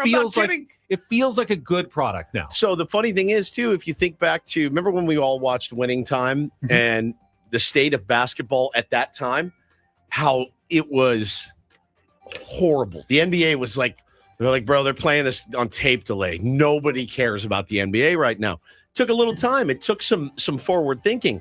People like Dr. Jerry Buss, Red Auerbach, those guys that come in, they change things up a little bit. And it's exactly what's happening with the WNBA. It would have been politically incorrect to say it like 12 years ago, but it wasn't a very good product, the WNBA. And now it's gotten much better. It really has. Yeah. And they are deserving of then being paid more because they're bringing in more eyeballs. They're selling more tickets, and it's not just the Caitlin Clark effect. There's a lot of really good players now in the WNBA. It's not the same in terms of like the dunks and everything, but very skilled players. More defense. And just insanely popular. More defense. More television time. Like, sure, these girls were getting completely screwed on their deal. And that's what happens when you have a weak CBA. You got to wait until it expires. Yep. And the girls stood on business. They went through the lockout. I think it was a little over a week of pretty intense negotiations. That's it, just a week. Oh, man. So. That's what I'm hoping for baseball. I mean, it was months and months and months. Yeah, fair enough. It's not the like official in terms of like the official sit down at the table and do that sort of thing. Right. I would love that. I would love MLB. So you said May 8th. Yes. So for baseball, that would be kind of getting it done in late February next year. So they'd be a little late on spring training, which is fine. They would still would complain. They would still get it done with time to spare to get the season underway. It says the 2026 season will remain at 44 games, and then the schedule will expand up to 50 games in 27 and 28, and then 52 games from 29 through 2032. Very good. All right, and then finally, Where did my story go? Here we go. From Newsweek. I'll just read you the headline and we can get into it. Scientists discover what age children start becoming, quote, cunning little liars. Oh, man. Any guesses, first of all? Ooh, 3. 3? Really? Yeah. I was going to cunning. I don't know. I'm going to go older. I'm going to go 9. All right. Ben's way off. And Woodsy's off. Says here, a study from researchers at the University of Bristol in the UK found that around a quarter of children, 25%, start to understand deception by the age of 10 months. Whoa! Beginning the idea of deception. That number rises to around half of children by the age of 17 months, about a year and a half. Wow. Half of children have understood at least the idea of deception. Yeah. And then it says by the age of 3, children become more proficient, creative, and frequent fabricators. How old was Bo when he tried to blame Jake Cronenworth for spilling his cereal? Like 2, 3, 2.5, 3. All right. Yeah. So he was already thinking about it before then. 100%. They are. I'm telling you. You see it, you're like, buddy, I got you dead to rights, and you're still going to tell me? Bo, who spilled your cereal? Jake Cronenworth did. Yeah. Jake Cronenworth spilled your cereal. Mm-hmm. That doesn't sound right. Who's Jake Cronenworth? He's a baseball player. Oh my God. So he was here and he spilled your cereal. Yeah. Oh. That was saved at least on August 20th of 2020. So he would have been about 2.5. 2.5 years old. My God. Yeah. You hear him. He goes, yeah, he's a baseball player. He did it.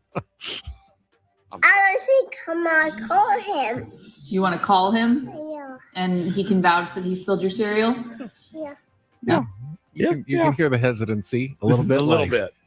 She's calling me out on it, isn't she? Yeah, she knows. Yeah. We talk. I'm sure you've had the combo with your boys too, but I'm like, buddy, legitimately, if you tell me the truth, you won't get any trouble. People always say that, like legitimately, but if you legitimately tell me, Dad, I screwed up, I'm immediately going to go, okay, how do we fix it or whatever. If I find out, that's when I go through the roof. Cover-up's worse. The cover-up is always worse than the crime. Well, and there's the ones where you weren't there, but you're pretty sure you know what happened and you know they're lying to you. But then there's the ones where you know for a fact that this is what happened and you're lying to me. And you're looking me dead in the eye point blank. and repeating But are you yourself. setting them up? You're trying to get them to lie to you. I really don't. Hannah was trying to get Hannah was trying to because he was a little baby. I know. Man, I'm telling you, it's something. That doesn't surprise me. Deception, right? At 10 months old. I'm trying to think how they deceived you or me at 10 months old.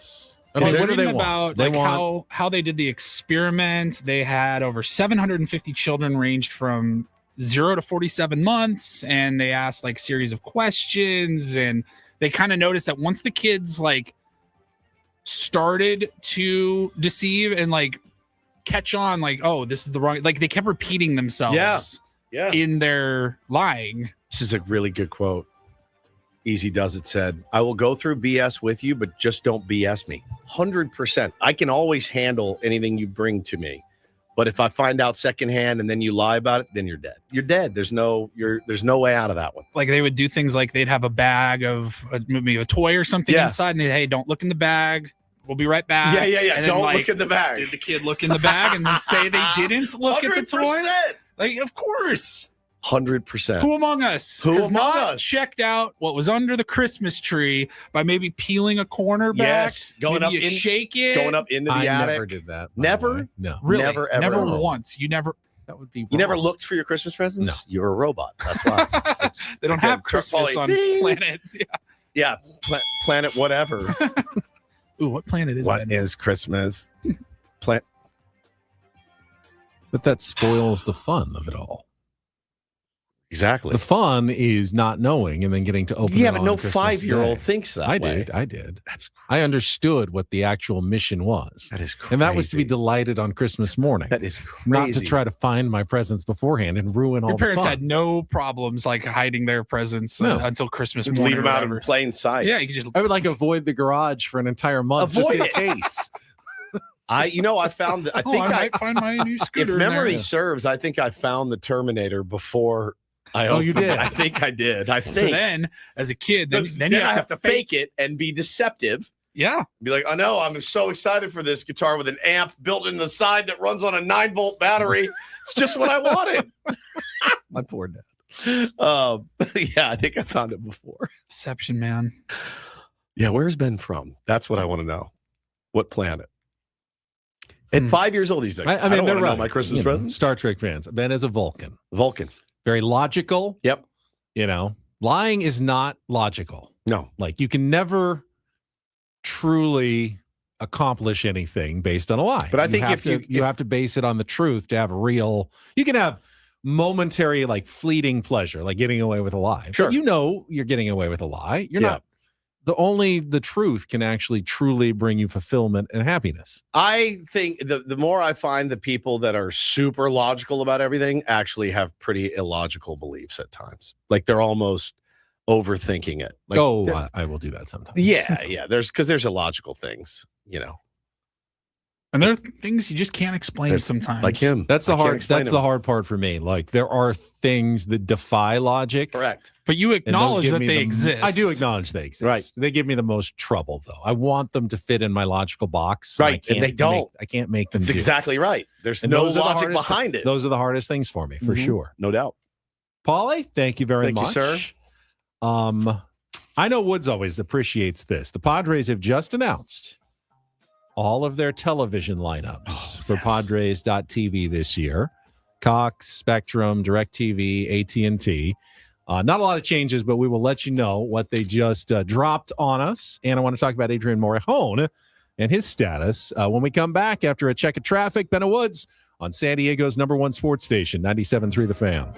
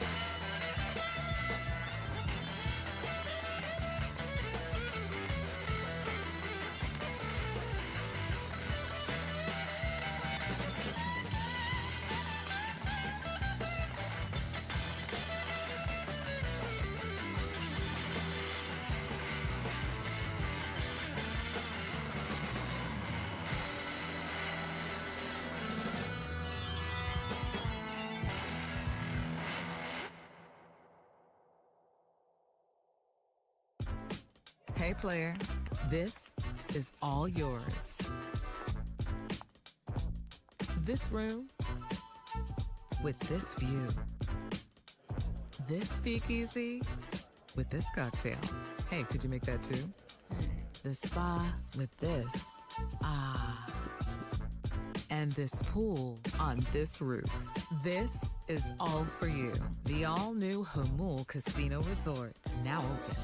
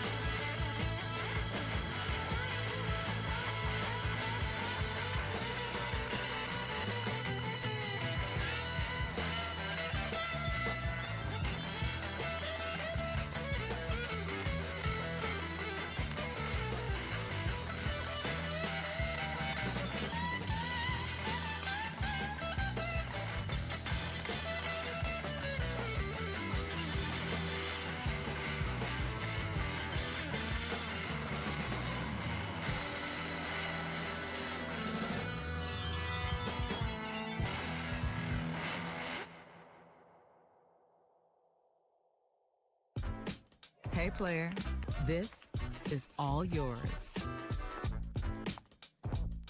This room with this view. This speakeasy. I take when I get home, like Zycam or something, to like try to knock this thing down. Yeah, my mom was always a big believer in that. Yeah. But I hated jamming the Zycam stick up my nose. Is it a stick or is it just like It's like a swab. A swab. Oh, it is? Yeah. I thought it was nasal just like swab. a spray. I think they have those too. I think they've developed some. But I more like the difference. swab. Yeah. All right. But that's the one. You don't that's have to go. supposed It's not like a COVID shorten or cancel your incoming cold. Sucking down perhaps vitamin C and zinc and elderberry and all this crap. Elderberry. Yeah, and emergency, all of it. Just want to feel good. Sucks, dude. I want a couple of college basketball notes. We mentioned BJ Davis, Miles Heide looking like they're trending toward the portal. A couple coaching moves as well. Utah State's Jared Calhoun going to be hired by Cincinnati. Utah State, who is coming with the Aztecs to the new Pac-12, will need their 7th different head coach in 11 years. And not because they've been bad. They keep hiring coaches who keep having good seasons, who keep getting hired somewhere else. And they have to find yet another head coach as they move to the Pac-12. And then the other big story yesterday, North Carolina firing Hubert Davis. That's big. after they got eliminated early first round for the second straight year. So UNC, one of the plummest jobs in all of college basketball, up for grabs. You know that pretty much anybody is a candidate for the North Carolina job. I mean, you could have the best job seemingly in college basketball. If North Carolina is open, calls, yes. you listen to that. You listen to that call for sure. Indeed. So that was a big one. And we mentioned Randy Bennett leaving St. Mary's to take over at Arizona State. I think that's a really good hire for Arizona State. You don't have a lot of thoughts on that one. No, I don't. 12 NCAA appearances. Yeah, we're going to get to the Padres. Short segment here. We'll get to the Padres in our last segment, but we will spin the topic wheel for a second here. All right. What is your ultimate late night snack? All right. Ultimate, or what's the one that I usually have? I was going to say, what do you usually do? Or like what, if you could choose anything? Let's go with what do you usually do? Like, I do. What's common at night? Late night snack. One cheese stick. What do you call it? String cheese. Not cheese stick. I'm not eating mozzarella sticks at 9:00 at night. One. I do love a string cheese. One string cheese and like 2 Milton's crackers is like my nightly snack. So a small little snack. Yeah, it's a small one. I mean, it's more dessert, but what I always have the latest would be milk and cookies. You eat that? Absolutely. It's delicious. At night? Every night? Not every night, but, you know, a late snack of a nice ice cold glass of milk and like Oreos or warm chocolate chip cookies if you have them, something like that. Who has those? Sometimes you have them. You do? The house? Yeah. Chocolate chip cookies? Yeah. Occasionally. Yeah. Costco cookies. Dunk? I don't dunk. I bite and then sip and then bite and then sip. All right. Paulie, what about you? Most common late night snack, probably some popcorn. Popcorn is a good snack. My wife and I will split some popcorn watching TV. As you know. Charles says Jack in the Box tacos. Oh, God. I will say when I was younger and I worked late and Jack in the Box was open, there would have been some days where I just pulled in for a quick 2 taco fix on the way home. I had a mini food meltdown maybe like a year ago. I was on you know, I've been eating much better and lifting weights and everything else, but I had like a mini meltdown on a Friday. It was like, I'm getting a box of those little mini Jack in the Box tacos. I got like a trough of them and a big ass Baja Blast. I sat in my office, I watched baseball, and I ate every single one of those mini tacos. One of the best nights of my life. Honestly, one of the best nights I've ever had. Took all the evidence, buried it deep in the garbage can so that nobody caught me. Hannah was asleep, kids were asleep, and I just sat in there like a deviant. And Paulie, it's a box full of them. I don't know how many are in there, but it's a lot. As much as you'd like to think, yeah, I do my air fryer at home. There's no substitute for a true fast food deep fryer. God, to make something taste good. Just elite. It's not the same. I guess it's a hot take because I recognize that I am in the minority. I've never understood the Jack in the Box mini taco, the 2 tacos. The 2 tacos for 99 cents? So good. I thought those were They got that disgusting. tangy tart sauce. It's so good. The wet lettuce, mealy lettuce and meat, which meat-ish product. Meat-ish. Slice of American cheese, the weird salsa sauce, and the crispy taco. Whatever that tangy sauce is, it's none of it is good on its own. No. But somehow when you combine it all together into a 4-bite, it's very satisfying. Commendatory said, how did you feel after? Empty just like that box. I felt such shame. I went into I'm fine. I went into the bathroom. I like washed all the grease off my hands. And then I got in bed and I stared at the ceiling and I went, you know what, man, give yourself a pass. You're okay. It's not going to kill you. It's one time. When it becomes 7 times a week, I'm like, oh, I should get another one of those boxes of tacos. That's when it becomes a problem. Matthew says every so often, Paul reminds you he ain't from SD.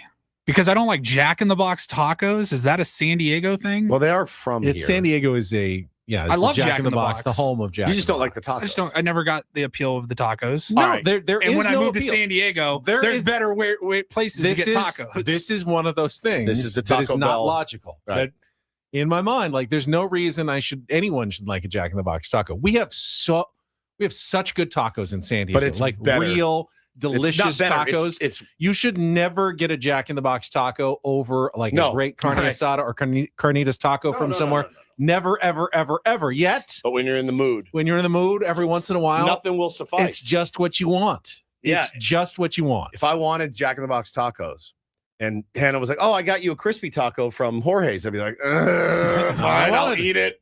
I'll eat it," but it's not what I wanted. I mean, you could get Tacos El Gordo, like the best authentic Mexican street taco. But if you wanted a Jack in the Box taco, it's like not even the same.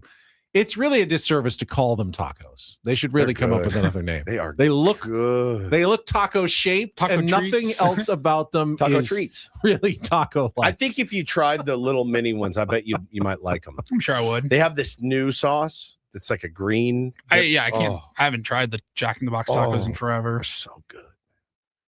Guess what I want? All right, go to break. All right, we will come back and save the Padres talk, but the TV options for everybody in San Diego this season, and Adrian Morejon and his contract status going into 2026, all coming up next. Broadcasting live from the Bill House Studios. We know how. Ben and Woods on a Wednesday on San Diego's #1 sports station, 97.3 The Fan.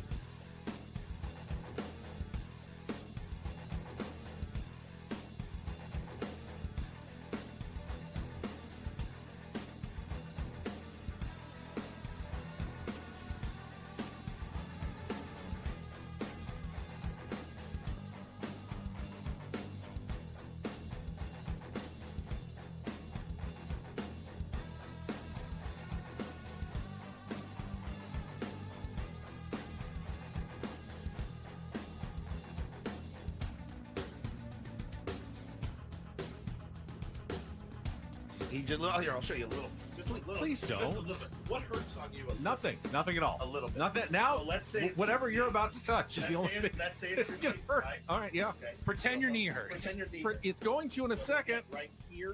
Oh, that is not pleasant. Hey, player, this is all yours. This room with this view. This speakeasy with this cocktail. Hey, could you make that too? The spa with this. Ah. And this pool on this roof. This is all for you. The all-new Hamul Casino Resort, now open.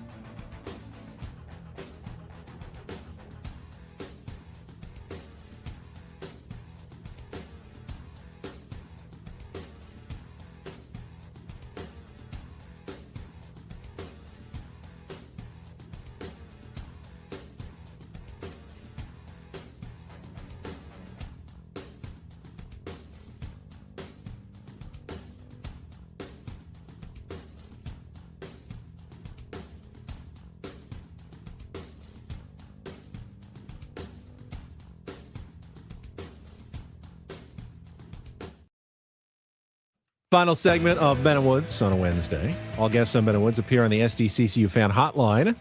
SDCCU. It's not Big Bang Banking. It is better. And we should have some special guests tomorrow for our live opening day broadcast. When? Who? I have no idea. We don't even know. You just have to tune in, We or got better one yet, confirmed. Do we want to just show up and find out? Yeah, go ahead. Major Garrett is Oh, going to be yes. in San Diego. He's here now.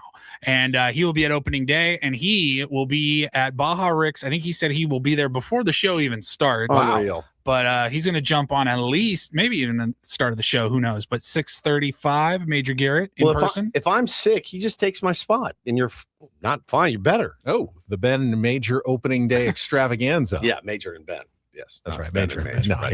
even I acknowledge. Yeah, Major. And All right, it's good to know I got backup there just in case. That is a good point. Doesn't feel better. Yeah, please join us at Baja Rick's. We'll be broadcasting live. How mad 6 would to Adam 10. be, by the way? If you Live just and didn't show local. up. Yeah, if I was like All the way until the pregame show. Sam Levitt at 12:10 tomorrow. First pregame show of many for Sam Levitt this season. Hey. Well, if you're sick, you're sick. Yeah.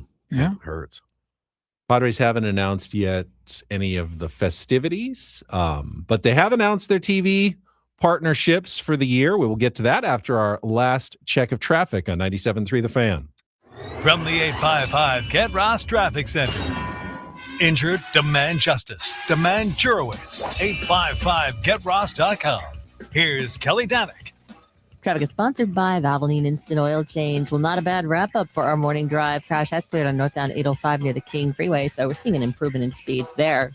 San Diego drivers keep moving with Valvoline Instant Oil Change. Their expert technicians help keep your vehicle and everyone in it safe and road ready. Stay in your car, no appointment needed. Save at SoCalOilChange.com. Valvoline Instant Oil Change, your 15-minute drive-through oil change. I'm Kelly Danick with Ben & Woods, San Diego's #1 sports station, 97.3 The Fan. What are you wearing? I will be wearing my 97.3 The Fan brown polo. Kiss as ass. I always What do a on opening day. kiss ass. Branding. They know there's banners everywhere. Good point. They know where we are. Maybe I'll dive into something else then. Who knows? Some Padres gear, perhaps. I do have Padres gear. Paul, you wearing a jersey? Probably. Reindl jersey or? Probably. Yeah. I have a lot of Woods I have so many jerseys. of them. I know. Me too. Probably won't wear my jersey. Why? Feel weird in a jersey. I do too. But for whatever reason, a baseball jersey at a baseball game doesn't feel as bad. I wouldn't wear it. Feel weird in it. If San Diego had an NBA team, I would feel weird wearing an NBA jersey to an NBA game. Because it's a tank top. Well, no, even if it's a shirt under it, people do it all the time. That would feel weird, but a baseball jersey buttoned up Tank or tops not, are the worst. it feels like it's Your okay. arm hair, like when you put your Just- arms up, just all Oh, there cool. exposed My to everybody. Skinny arms for everyone. Tank tops are the worst. Sorry. It's 80% of the reason I didn't play basketball. That and I wasn't very good, but I did not. They didn't start when I was growing up, Paulie. They didn't start wearing the t-shirts under, right? Till No. later. I was like, I can't wear this. And they went with the baggy t-shirts under Yeah, that like it's even hung down to worse. your elbow, Yes. and those look So stupid. I bad, wear dude. like when I play because we play in a gym that is Yeah. freezing Oh, during the really? winter months. Well, it gets stupid hot in the summer. It's Yep. in like an airplane hangar, Alliant University. Oh, And then I in know the winter, Alliant. it gets super cold because it's also just a big metal Yeah. enclosure. And so like during the winter, you got the tights under your shorts, and I'll wear it's like the short sleeve compression shirt though. So Yeah. it goes over your shoulders and down your arms a little bit. The baggy, like the tall tees that guys would wear under their jerseys. I'm like, how do you even get your arms up to like shoot the ball? Will you wear just your compression shirt to the remote tomorrow? I will We should not. all wear our compression shirts. I don't think that's a good idea or We could necessary all- idea. Who's the guy? My guy? Dylan Brooks. We could all look like Dylan Brooks tucked into our jeans. Oh, yeah, I'll probably rock the jersey. I'll probably go comfortable though. All right. Yeah. I don't even know what the weather is going to be like Hot. tomorrow. Is it going to be Hot. cold in the morning, hot in the morning? Probably a little cool in the morning. It's gonna be So hot. close to the coast, Yeah. but then it'll warm up quickly. Yeah, it will. All right, here we go. Padres announced 2026 regular season broadcast schedule. Why don't we start radio, since we are your radio outlet? All 162 regular season Padres games will air live on radio on 97.3 The Fan. We made it. FM and streamed on the Odyssey app in San Diego. Jesse Agler, Tony Gwynn Jr., along with Bob Scanlon for select games. The Padres Radio Network can be heard in several cities over the air outside of San Diego, including Temecula, California on 92.9, Palm Springs on 920 AM and 99.1 FM, and Las Vegas, Nevada. I did not know this. 98.5 The Fan, HD2 in Las Vegas. Nice. You can actually listen to games. Sam Levitt entering his 5th season covering the Padres returns as the host of the pre- and post-game shows. Meanwhile, on television, you will be able to watch the San Diego Padres on Padres.tv over your cable and satellite systems. Cox Cable. Got it. Channel 83. Yep. I believe that's where it was last year. True. Spectrum, which is what I have, channel 305 or 443. Not sure the difference, but that's the same as last year. DirecTV, channel 694-3, okay, which I also believe is the same as last year. And then AT&T Uverse, channel 781 or 1781. Those are your 4 cable and satellite outlets. Or you can, of course, subscribe to Padres.tv, stream it on all of your devices. On all of your devices on the MLB app. Does this, I don't see anything in here as I'm skimming through it. Other non-traditional methods, they're no deal with YouTube TV.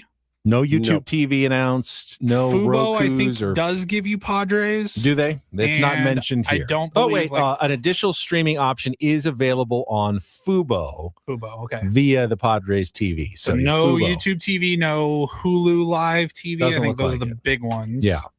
So very similar. And then, of course, you will have games that are on national outlets such as 3 straight games from May 7th to 9th against the St. Louis Cardinals And then on ESPN, Apple TV Plus, Friday Night Baseball, Fox, and I think that's about it for Padres games this season. Oh, NBC Peacock for games against the Dodgers on July 5th and August 9th against the Astros. Jeez.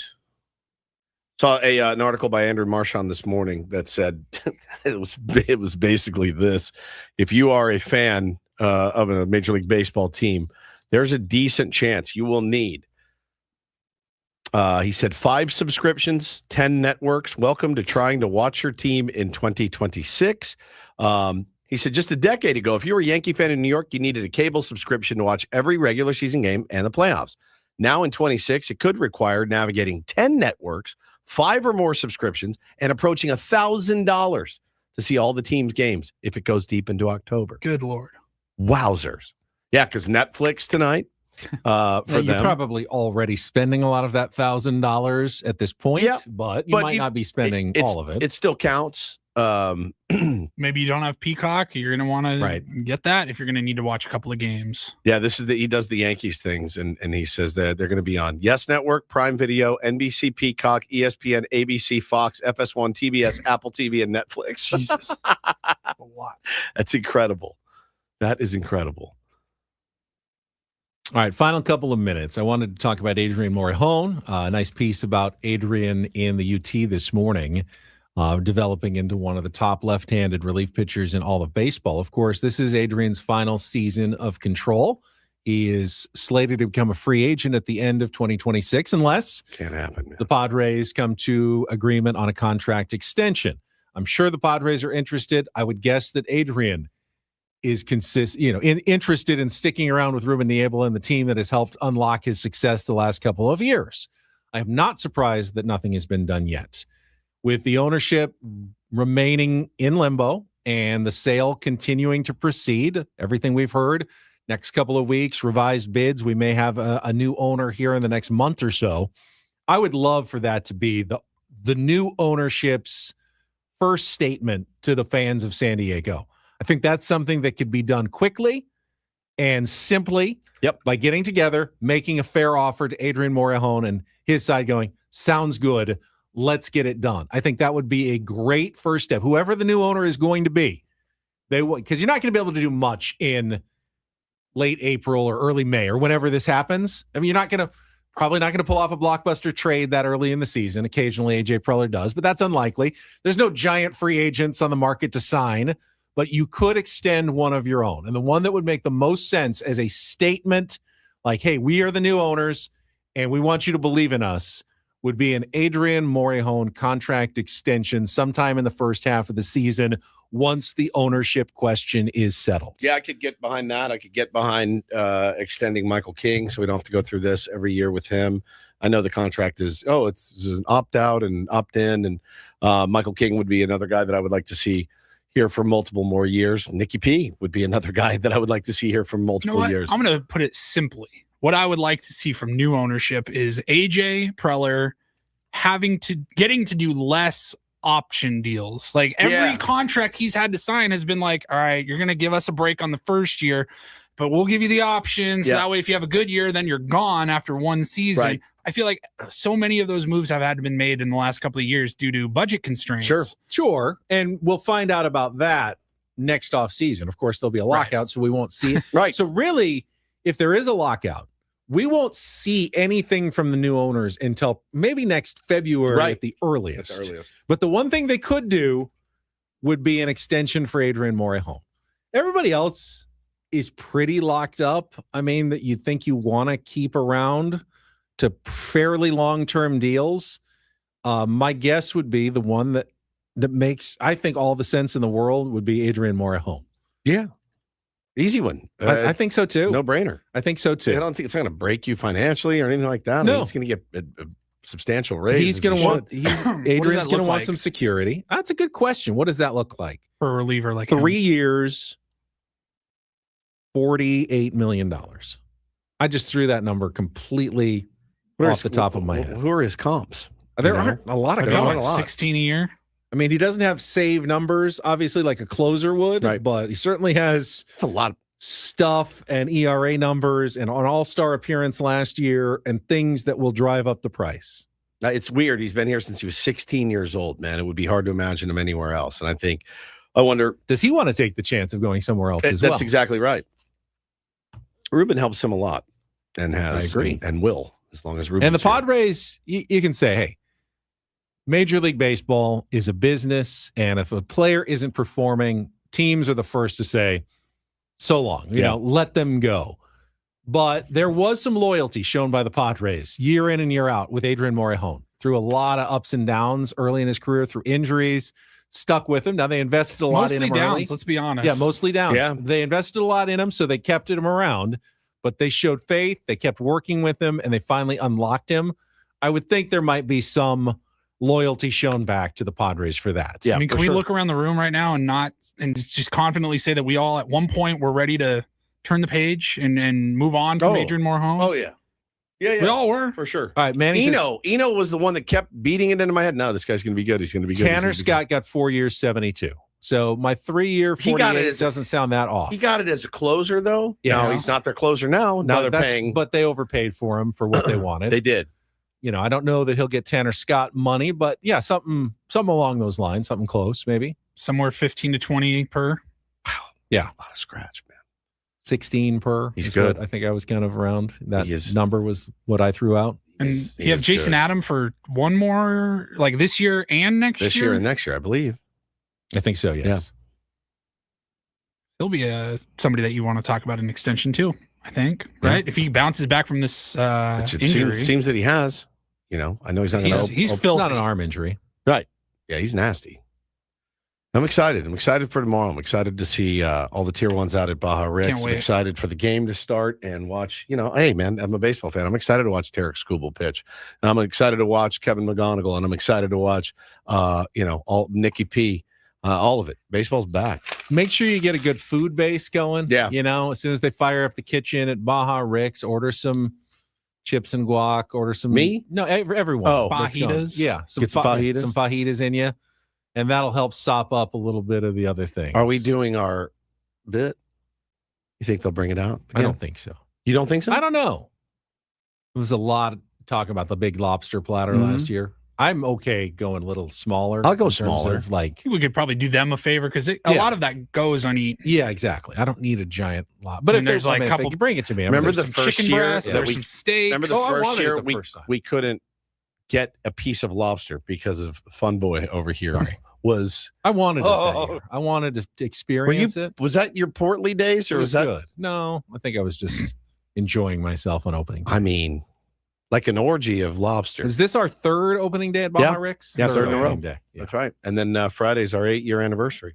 I feel like lobster is not the worst in terms of, like, it's protein, you know? Yeah, but when Depends you on how slather much- it in your butter, depends on which I how much watched, butter we you all put in it. watched you do. The butter's good. You Like the murdered it that day. I like the butter. I'm gonna go. It's better than Red Lobster. I can tell you that. That's our bar. I can now tell you that for sure. Yeah. All right, wrap it up. You wrap it up. I'm trying to. All right. Get some rest. I will. Come back with your head right on a Thursday, on an opening day Thursday tomorrow morning. That's it for us. Braden and Frank are coming up next, and we will see you tomorrow morning at 6 a.m. at Baja Ricks. Have fun in the tomorrow, gas lamp. guys. Right next to the trolley station, Gonna right miss next you. to the Have fun. Omni, across from the Hard Rock there. You can't miss us. Have a great show. Thanks, Woods. All We'll right. see you on maybe Friday, maybe on Monday. Probably just Monday. For Paulie Reindl, for Stephen Woods, I'm Ben Higgins. Have a great rest of your Wednesday from all of us here at 97.3 The Fan. So long, everybody.